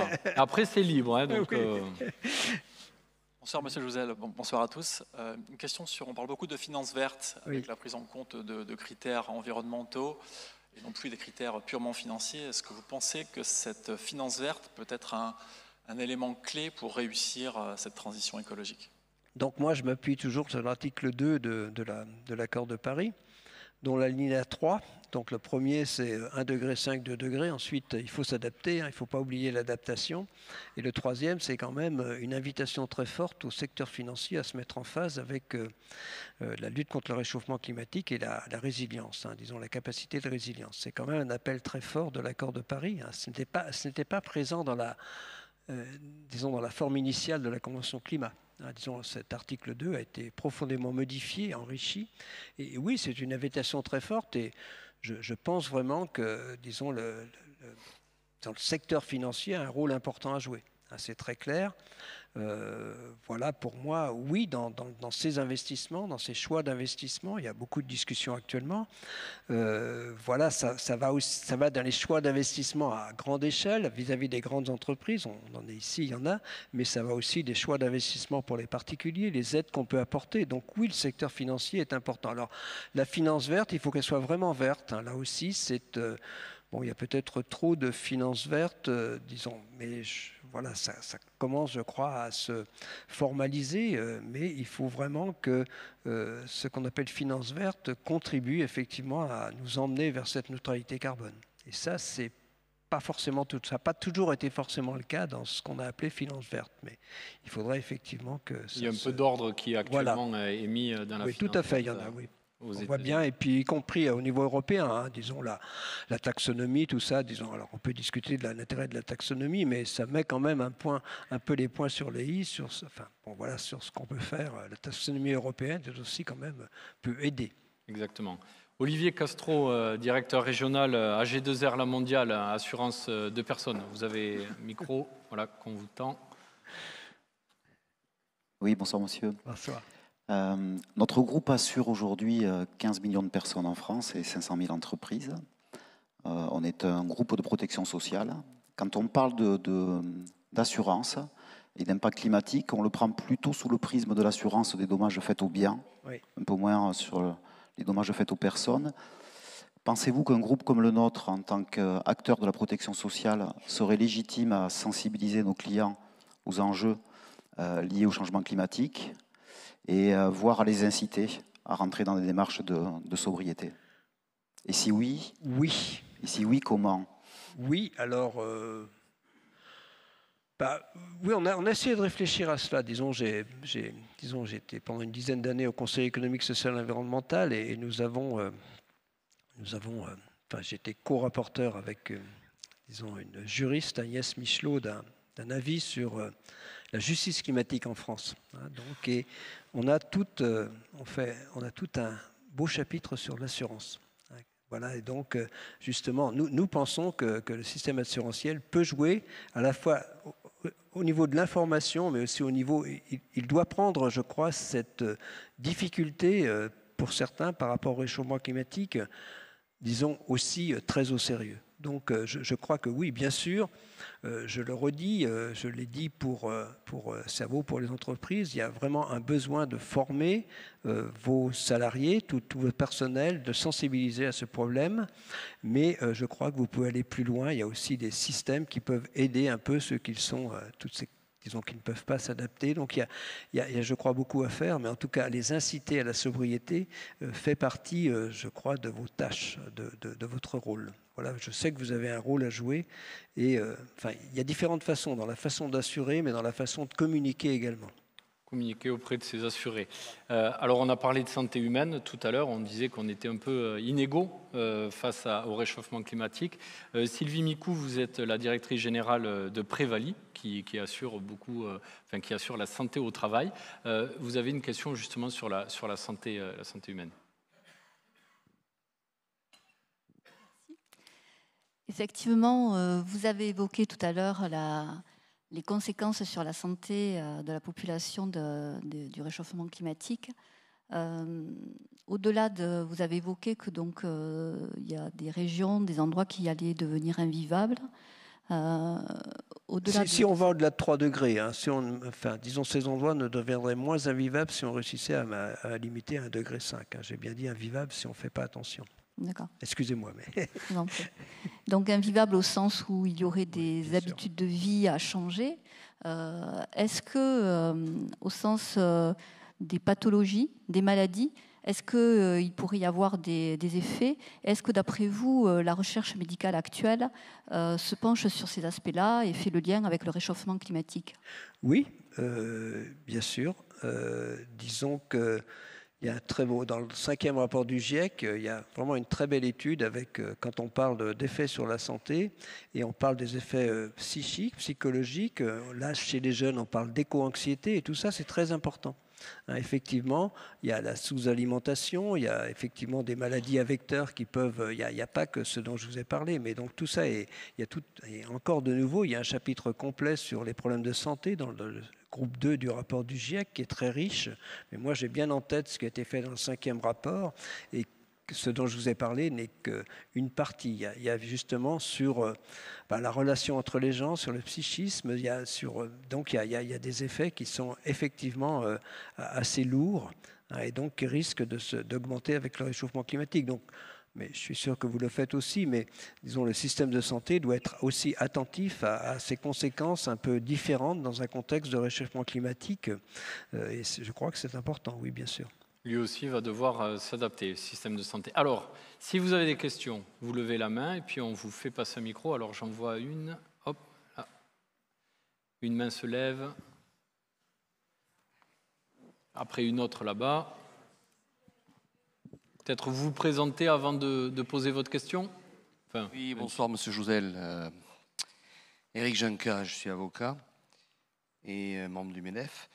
J'ai une question toute bête, mais peut-on continuer à parler de réchauffement climatique sans aborder la question de la démographie? Donc, on peut l'aborder. D'abord, le GIEC, le GIEC dit clairement que le premier facteur d'augmentation des émissions de gaz à effet de serre, c'est la démographie. Si on regarde au cours du dernier siècle, enfin depuis l'explosion démographique, il n'est pas quelque chose. Ensuite, je pense que donc la démographie est quelque chose d'important. Il serait plus facile d'atteindre neutralité carbone, peut-être globalement, si on est à 9 milliards plutôt qu'à 11. Donc on a quand même l'espoir que... Donc on a intérêt, pas que pour la lutte contre le réchauffement climatique, mais pour la sécurité alimentaire, par exemple, que la population n'augmente pas trop rapidement, c'est quand même l'espoir. Maintenant, je ne place pas la démographie sur... alors il y en a certaines personnes qui du coup prennent la démographie comme premier facteur effectivement, de lutte contre le réchauffement climatique. Ah, si on était 2 milliards sur la planète, tout irait tellement mieux. Eh bien, je vous assure que si on était 2 milliards sur la planète qui se comportait comme un Américain moyen actuellement, ça irait aussi très mal. Tout ça pour bien donner l'image que c'est aussi le comportement de ces populations qui compte avant tout. C'est-à-dire que je ne dis pas que la démographie n'est pas importante. Ça sera plus facile, je le redis, à 9 milliards qu'à 11 milliards. Mais si on ne change pas collectivement de comportement, de moyens par exemple dans l'énergie, ou bien de moyens d'utiliser, de produire notre énergie, eh bien, on n'y arrivera pas. Hein, c'est bien ça. Donc, la démographie est importante, mais ce n'est pour moi que second par rapport au comportement global de nos sociétés. Merci pour votre réponse. Alors, une question là, puis après, il y aura madame au 4e, 5e rang. Oui, bonjour. Alors, on m'a volé la question sur la démographie, mais il y a une étude cet été quand même qui fait des projections en fonction du taux de mortalité et du taux de fécondité sur une baisse sensible de la population. J'aurais pu la citer, oui, bien sûr. À 4 milliards à 4 en 2100. milliards, c'est HSBC, je crois, oui, qui a publié ça. Oui. Donc, est-ce que vous intégrez à nouveau cette étude ou avec peut-être des Non, moi, je regarde vers horizon 2050. On discutait ce matin aussi, il se fait, quand j'ai eu la même question, par exemple, de façon tout à fait intéressante, c'est en train de se stabiliser en Inde, par exemple. Il n'y a pratiquement plus que l'Afrique où, la naissance par couple soit largement supérieure à 2. Ce n'est plus vrai en Asie du Sud-Est, ni pour l'Inde, ni pour la Chine. Au contraire, c'est beaucoup le contraire. Donc, oui, il y a l'espoir. Alors, je ne sais pas... Je ne suis pas démographe, mais effectivement, il y a quand même l'espoir qu'on n'aille pas comme ça vers 15 milliards, ou je ne sais pas. Donc, effectivement, si ça se stabilise autour de 8-9 milliards, ça serait mieux que, je le redis. Mais je connais cette étude, enfin, j'en ai entendu parler, mais je ne suis pas spécialiste pour dire si elle est plus valable que d'autres. Mais voilà. Mais même 4 milliards, il faudra quand même, qu'ils fassent des efforts. Bon, merci pour votre question et pour votre réponse, Jean Jouzel. Oui, donc bonsoir. Irina Tuz, la présidente de l'association Ukraine Libre. Donc, pour continuer la question précédente, donc la démographie, qu'est-ce que vous pensez les plus grands ennemis du climat aujourd'hui?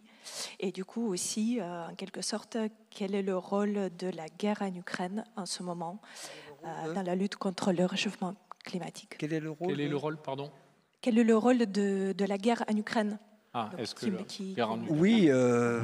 Merci. Alors pour la deuxième question, après je ne sais pas les trois. La guerre en Ukraine, il y a clairement une composante climatique dans la guerre en Ukraine, enfin une composante énergétique qui devient rapidement une composante climatique. On ne va pas revenir là-dessus. Donc c'est vrai que ça met peut-être le doigt sur notre fragilité en termes d'approvisionnement énergétique. Et donc, si ça nous amenait à réfléchir au niveau européen sur une véritable autonomie, une autonomie énergétique et sobre en carbone, bien sûr, si c'est pour faire du charbon, ce n'est pas une bonne solution. Peut-être que très ponctuellement, on ne va pas non plus... mais voilà, donc ça peut avoir un impact dans ce sens-là. Si ça emmène l'Europe vers plus d'autonomie, c'est certainement... ce serait peut-être intéressant. Et la première partie de la question, c'est... Alors les trois ennemis. Les trois ennemis, c'est peut-être moi le premier, c'est chacun d'entre nous. Il ne suffit pas de savoir y compris pour moi. Je ne vais pas dire que je ne vais pas m'exclure. Il ne suffit pas de savoir pour agir. Voilà, donc c'est peut-être notre comportement. Je crois. Moi, je regrette, je l'ai dit, le deuxième point, c'est notre incapacité pour beaucoup de nos gouvernements à tenir les engagements. Disons, alors que ce serait quand même mieux si la France tenait ses engagements. Les engagements tenus il y a 20 ans n'ont pas été tenus. On peut dire aussi que s'il y avait une surpopulation, enfin si la population croissait sans se stabiliser, ça poserait peut-être plus de problèmes. Mais je le redis, là dans ce cas-là, c'est la compétition entre alimentaire et énergétique qui devient très importante. Et la troisième a dit, vous en avez un troisième, un ami? Non, le troisième. Non, chacun d'entre nous, les gouvernements qui ne tiennent pas leurs promesses, et puis effectivement la démographie sur laquelle on peut. J'accepte tout à fait de me poser des questions, mais j'encourage les jeunes à avoir des enfants. S'il y en a ici, je ne vais pas dire ça. Le message est passé. Bonsoir. Moi, j'ai écouté attentivement. Vous nous avez expliqué que jusqu'en 2050, il n'y aurait quasiment pas de changement compte tenu de l'inertie climatique, qu'on allait avoir de l'évaporation, qu'on aurait moins d'eau. Alors, ma première question, c'est est-ce qu'il n'est pas urgent de commencer à stocker de l'eau, ne serait-ce que pour se protéger vis-à-vis des centrales nucléaires qui, elles, sont des grosses consommatrices d'eau. J'ai une deuxième question. Vous avez parlé également tout à l'heure du bâtiment. Effectivement, le bâtiment consomme beaucoup d'énergie. On consomme à peu près 40% de l'énergie fossile. Il y a des solutions qui sont relativement simples et peu exploitées. Je pense notamment sous nos pieds où nous avons des thermies et des calories, selon les saisons. Quand il faut planter un clou dans ce pays, il nous faut remplir 25 formulaires et au 26e, on nous dit non. Est-ce qu'on ne pourrait pas avoir des simplifications administratives pour aller chercher ces calories, ce qui éviterait de dépenser du gaz, de l'électricité? J'ai d'autres questions, mais déjà c'est... Donc alors, on va s'arrêter là. Donc, oui, du coup, j'ai oublié la première question. La première question, c'était le stockage de l'eau pour les centrales nucléaires notamment. Oui, alors je ne sais pas si on peut stocker l'eau pour les centrales nucléaires. Le problème, c'est que on doit avoir un débit d'eau suffisant pour que la centrale nucléaire soit refroidie. Donc on peut se poser, enfin, c'est pas on peut se poser, on se pose des questions sur la viabilité de centrales nucléaires le long de la Garonne. Si, disons, il y en a 2, je crois, pour le moment. Hein, donc voilà, on se pose des questions à juste titre. Et le problème de l'eau, c'est qu'il y a une compétition entre, je dirais, l'agriculture, l'énergétique, le tourisme, l'alimentation, et donc il faut vraiment. C'est de la concertation. Moi, je pense qu'on a un bon modèle en France. Hein. Donc là, vous êtes dans quoi? Adour-Garonne, oui, je connais bien. On se connaît très bien. Voilà. Donc, mais c'est vrai que les projections sont quand même de. Quand on regarde les débits d'étiage de la Garonne, disons à plus 2 ou plus 3 degrés, ça peut être jusqu'à 60% les débits d'été qui diminuent, hein, 60-70%. Donc il faut réfléchir à la viabilité de centrales nucléaires le long de la Garonne. Et bon voilà, donc c'est pour cela d'ailleurs que je pense que le choix actuellement des sites pour effectivement les EPR, ce sont des sites en bord de mer, hein, disons d'ailleurs des sites existants. On peut se poser des questions, effectivement, y compris peut-être même sur le Rhône. Hein, donc, l'autre question, c'était sur la réglementation qui pourrait nous empêcher d'aller chercher la chaleur.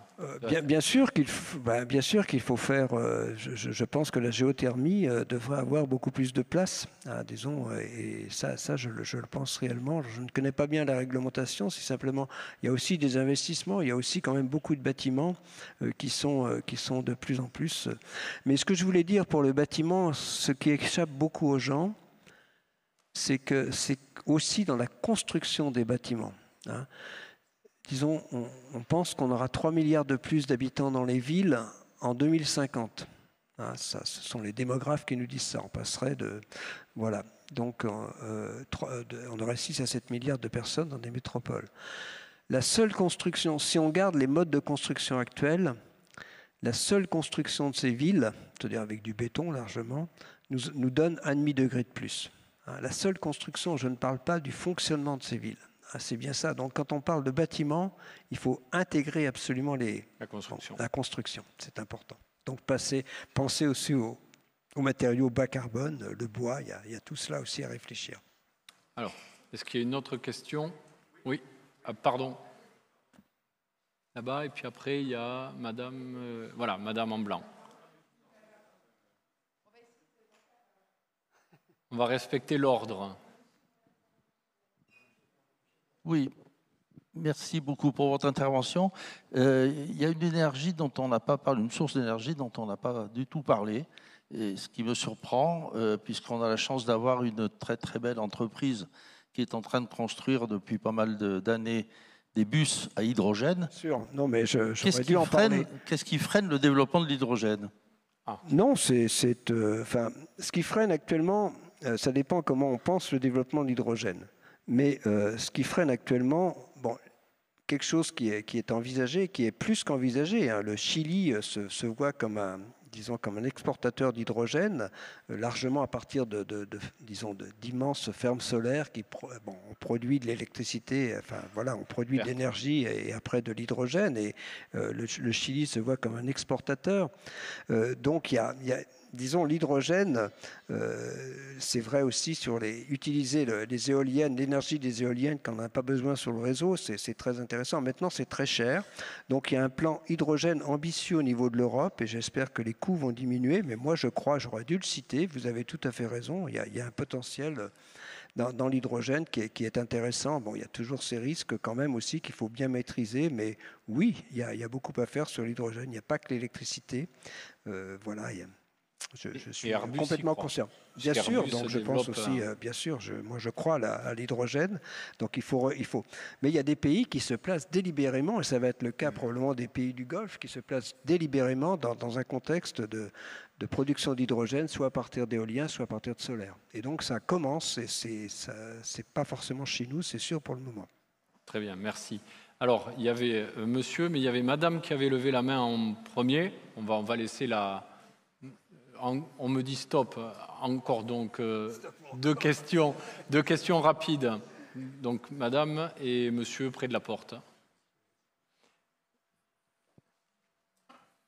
Après, je vous inviterai à poursuivre les échanges autour du cocktail. Ça sera encore plus agréable. Bonsoir Monsieur Jouzel, je suis Émilie Vernette, je suis directrice de l'enseignement des techniciens météorologie au sein de l'ENM. Sachant que la canicule de 2003 représente une anomalie positive de température d'environ 1,5 degré sur cette année, et que cette année, dans le Gard, nous avons eu des températures supérieures à 44 degrés à Saint-Christol-les-Alès. Ouais. Pouvez-vous expliciter concrètement ce que représente une anomalie de température d'environ 2 degrés ? Oui, disons une anomalie de température 2 degrés en moyenne peut nous emmener effectivement, alors localement, sur des pics de chaleur d'au moins 3 degrés ou 4 degrés supplémentaires. Donc, on pourrait aussi à Toulouse connaître des températures de 45 degrés si on va vers plus de degrés, j'imagine. Ponctuellement. C'est pas, mais vous le savez, je crois que vous savez mieux que moi. Donc, mais je pense que, alors j'ai bien lu, je lis tous les articles, y compris ceux qui, j'ai un peu, de mal à parler des plus au-delà de 50 degrés ou quelquefois de 55, mais on voit bien quand même, moi ce qui m'a marqué de façon très claire, c'est ce que j'ai déjà dit rapidement, c'est ce fait que les records de température ne sont pas battus d'1,5 degré, mais dans certaines stations, mais vous le savez bien sûr très bien, de 4 à 5 degrés. Ça a été, en Bretagne, ça a été le cas il y a 15 jours, hein, donc c'est quand même très, très marquant. Voilà. Et moi je salue l'ENM qui va fêter son 100e anniversaire le 18 octobre. Vous auriez dû le dire. Oui. Oui, c'est ça. Bravo. Merci beaucoup. Merci Jean Jouzel. Donc on arrête les questions. Vous, monsieur, vraiment, vous avez une question ultra pertinente.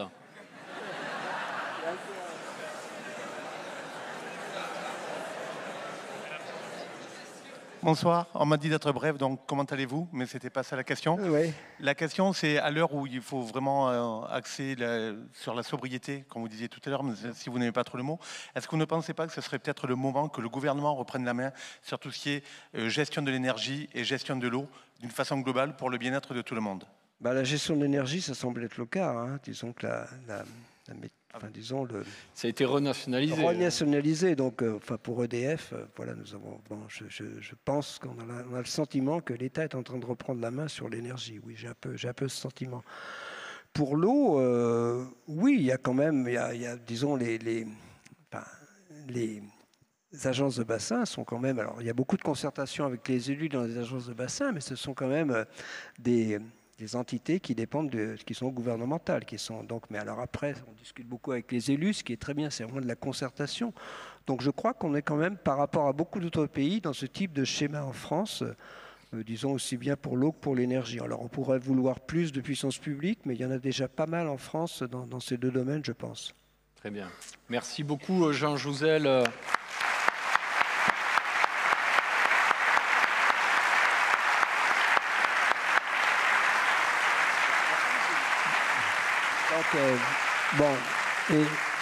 Merci aux organisateurs, voilà, merci de nous avoir invités, et merci à Gilles aussi, il faut l'applaudir. Non, c'est gentil. Merci. On va terminer en écoutant le mot de clôture. Je ne vais pas dire discours parce que tout le monde va prendre peur, on va dire on a encore pour 20 minutes. Donc Valérie Gimenez, qui est présidente déléguée du MEDEF 31, va nous dire un mot de clôture. Tu as un micro sur le pupitre. Celui à main. Voilà. Bonsoir à toutes et à tous. Alors, dans la salle, je vois quand même, on n'est pas à 50% de hommes et femmes, mais je suis quand même assez contente parce que, à mon avis, on a plus ou moins la parité dans la salle. Donc bravo. Je dis aussi bravo et merci à toutes et à tous d'avoir respecté, d'être venus et d'être aussi dans la deuxième salle, parce qu'il y en a qui n'ont pas pu avoir la chance d'être dans cette salle qui se retrouve dans une salle à côté. Alors on est un peu victime de notre succès, hein, donc c'est chouette. Hein, donc bravo à toute l'équipe aussi. Alors je prends mon papier parce que je ne veux pas oublier des personnes. Donc la première à qui je vais dire bravo, c'est Sylvie, qui travaille justement depuis 35 ans, puisque c'est la 35e édition. Donc Sylvie, c'est elle qui justement œuvre dans l'ombre, pendant que nous, on est un petit peu en lumière. Justement, elle met en lumière toute l'économie et elle travaille vraiment très fortement avec toute l'équipe du magazine, donc Juliette, Thomas, Louis et les alternants. Alors les alternants, il y a Aimé, Ulrich, c'est ça, Thomas aussi, qui sont des alternants, donc on est content parce que moi, justement, je prône pour l'alternance pour les jeunes parce que je suis aussi dans le programme Un jeune, une solution, donc ça, c'est important. Ensuite, il y a aussi Camille, Léa, qui n'ont pas, enfin pour l'organisation, parce que vous vous rendez pas compte, mais ceux qui ont déjà organisé des manifestations comme dernièrement justement Didier et Patrick, ils savent ce que c'est. Donc je remercie aussi Camille, Léa, qui est justement une jeune fille qui est chouette et qui œuvre pour l'organisation, qui n'ont pas compté leurs heures. Je remercie aussi Morgane et Vanessa qui sont toujours pétillantes et qui sont pleines d'énergie, sans consommation et sans justement faire partie du réchauffement climatique. Parce qu'elles ont beaucoup de chaleur, mais ça va, on arrive à tenir. Ensuite, je voulais aussi remercier Didier, Fabienne aussi, que je vois hocher parce qu'elle regarde tout, elle se dit est-ce que je n'ai pas oublié quelqu'un. Je remercie aussi Nathalie, notre assistante de direction de Choc. Fabienne, comme je viens de dire, sur la RSE. Cynthia, qui vient d'intégrer il n'y a pas très longtemps l'entrepreneuriat, où ce matin j'étais justement au jury des déterminés. Il y en a dans la salle et bravo parce qu'ils m'ont fait rêver encore ce matin. Parce que comme on dit, c'est vrai qu'on parle du réchauffement climatique, Jean, et merci de cet exposé. Mais par contre, il faut continuer à rêver. Parce que si on nous assassine sobriété, qu'on nous dit bon là c'est bon, on arrête tout, demain on va mourir, je vois pas pourquoi on continuerait. Donc je pense que l'important c'est quand même de continuer à vivre, à consommer, à échanger, à avoir justement, à éviter d'avoir des maladies. Merci justement Sylvie. Je remercie aussi Prévalie, donc dans toute sa splendeur, avec Céline qui vient d'être nouvellement nommée présidente de Prévalie. Antoine qui, avec Sylvie, qui œuvre dans l'ombre justement pour qu'on ait une médecine du travail efficace. Ensuite, je voulais remercier, et qui est un de nos partenaires depuis de nombreuses années, EDF, AG2R, la mondiale, et le CIC, qui est aussi... pardon ? Sud-Ouest. CIC Sud-Ouest. Ah oui, puis je suis fière parce que je suis au conseil d'administration du CIC Sud-Ouest, donc je sais que c'est un de mes partenaires privilégiés. Donc non, je ne l'oublie pas. Merci Gilles quand même, parce que c'est vrai qu'en parlant, des fois, on peut oublier certaines choses. Je voulais remercier aussi Eugénie, qui nous a fait rêver avec la culture, parce qu'effectivement, on a invité l'éducation nationale ici, et ça en fait partie, de justement avoir œuvré pour la culture et surtout pour nous remplir un petit peu nos cerveaux de capacité d'analyse, de capacité à rêver, de capacité à créer. Et la créativité est très importante et les déterminés en font partie aussi. Ce matin, j'ai vu pas mal de personnes déterminées. J'aimerais aussi dire qu'on doit remettre nos collaboratrices et nos collaborateurs au travail. Donc, continuons à justement être ensemble. Et comme on dit, on est dans le milieu du rugby, on perd ensemble et on gagne ensemble. Et on ne gagnera que si on a toute l'énergie positive, sans trop réchauffer la planète. Ça, c'est important. Je voudrais dire 4 dates à retenir. La première, le 29 septembre, justement, un petit déjeuner avec BPI France et aussi, Jennifer Labattu, qui est la nouvelle présidente du Gala des jeunes entrepreneurs et qui nous parlera justement de toute cette partie, coucou de Jennifer, de toute cette partie justement et j'ai assisté à cette présentation. Du coup, je fais partie du diagnostic zéro carbone. Donc je suis contente d'y être parce que dans le transport, j'ai vu quelques personnes du transport dans la salle. Alors le transport, on l'a partout, hein. On parle de mobilité, de transport. En fait, on peut s'abriter, on peut s'éclairer, on peut se nourrir, on peut se soigner, on peut voyager grâce au transport dans l'esprit large. Donc le 29 septembre. Deuxième date, c'est justement le 1er décembre. 1er décembre, on a, comment ça s'appelle, le village des métiers, c'est la semaine école-entreprise. Donc ouvrez vos entreprises aux stagiaires, ça c'est important, et aux écoles. Et donc on fait le village des métiers au lycée Gallieni sur Toulouse pour présenter tous les métiers, pas que dans le transport. Donc ça c'est quelque chose qui nous tient à cœur. Ensuite, juste un peu avant, il y a le 30 novembre qui est la REF Toulouse. C'est la 2e édition sur Toulouse, donc on essaye de faire comme Paris. Et venez nombreux aussi à la REF Toulouse. Et ensuite, le gala des jeunes entrepreneurs. Grâce aux jeunes, on en a beaucoup au MEDEF. C'est le 9 décembre. Et donc maintenant, vous avez été très, très patiente et patient. Donc je vous invite, je pense que je n'ai rien oublié. C'est bon ? Je vous invite à vous diriger vers le cocktail pour passer un bon moment, échanger tous ensemble. Et je vous souhaite une belle soirée, un bon appétit et buvez un coup tous ensemble.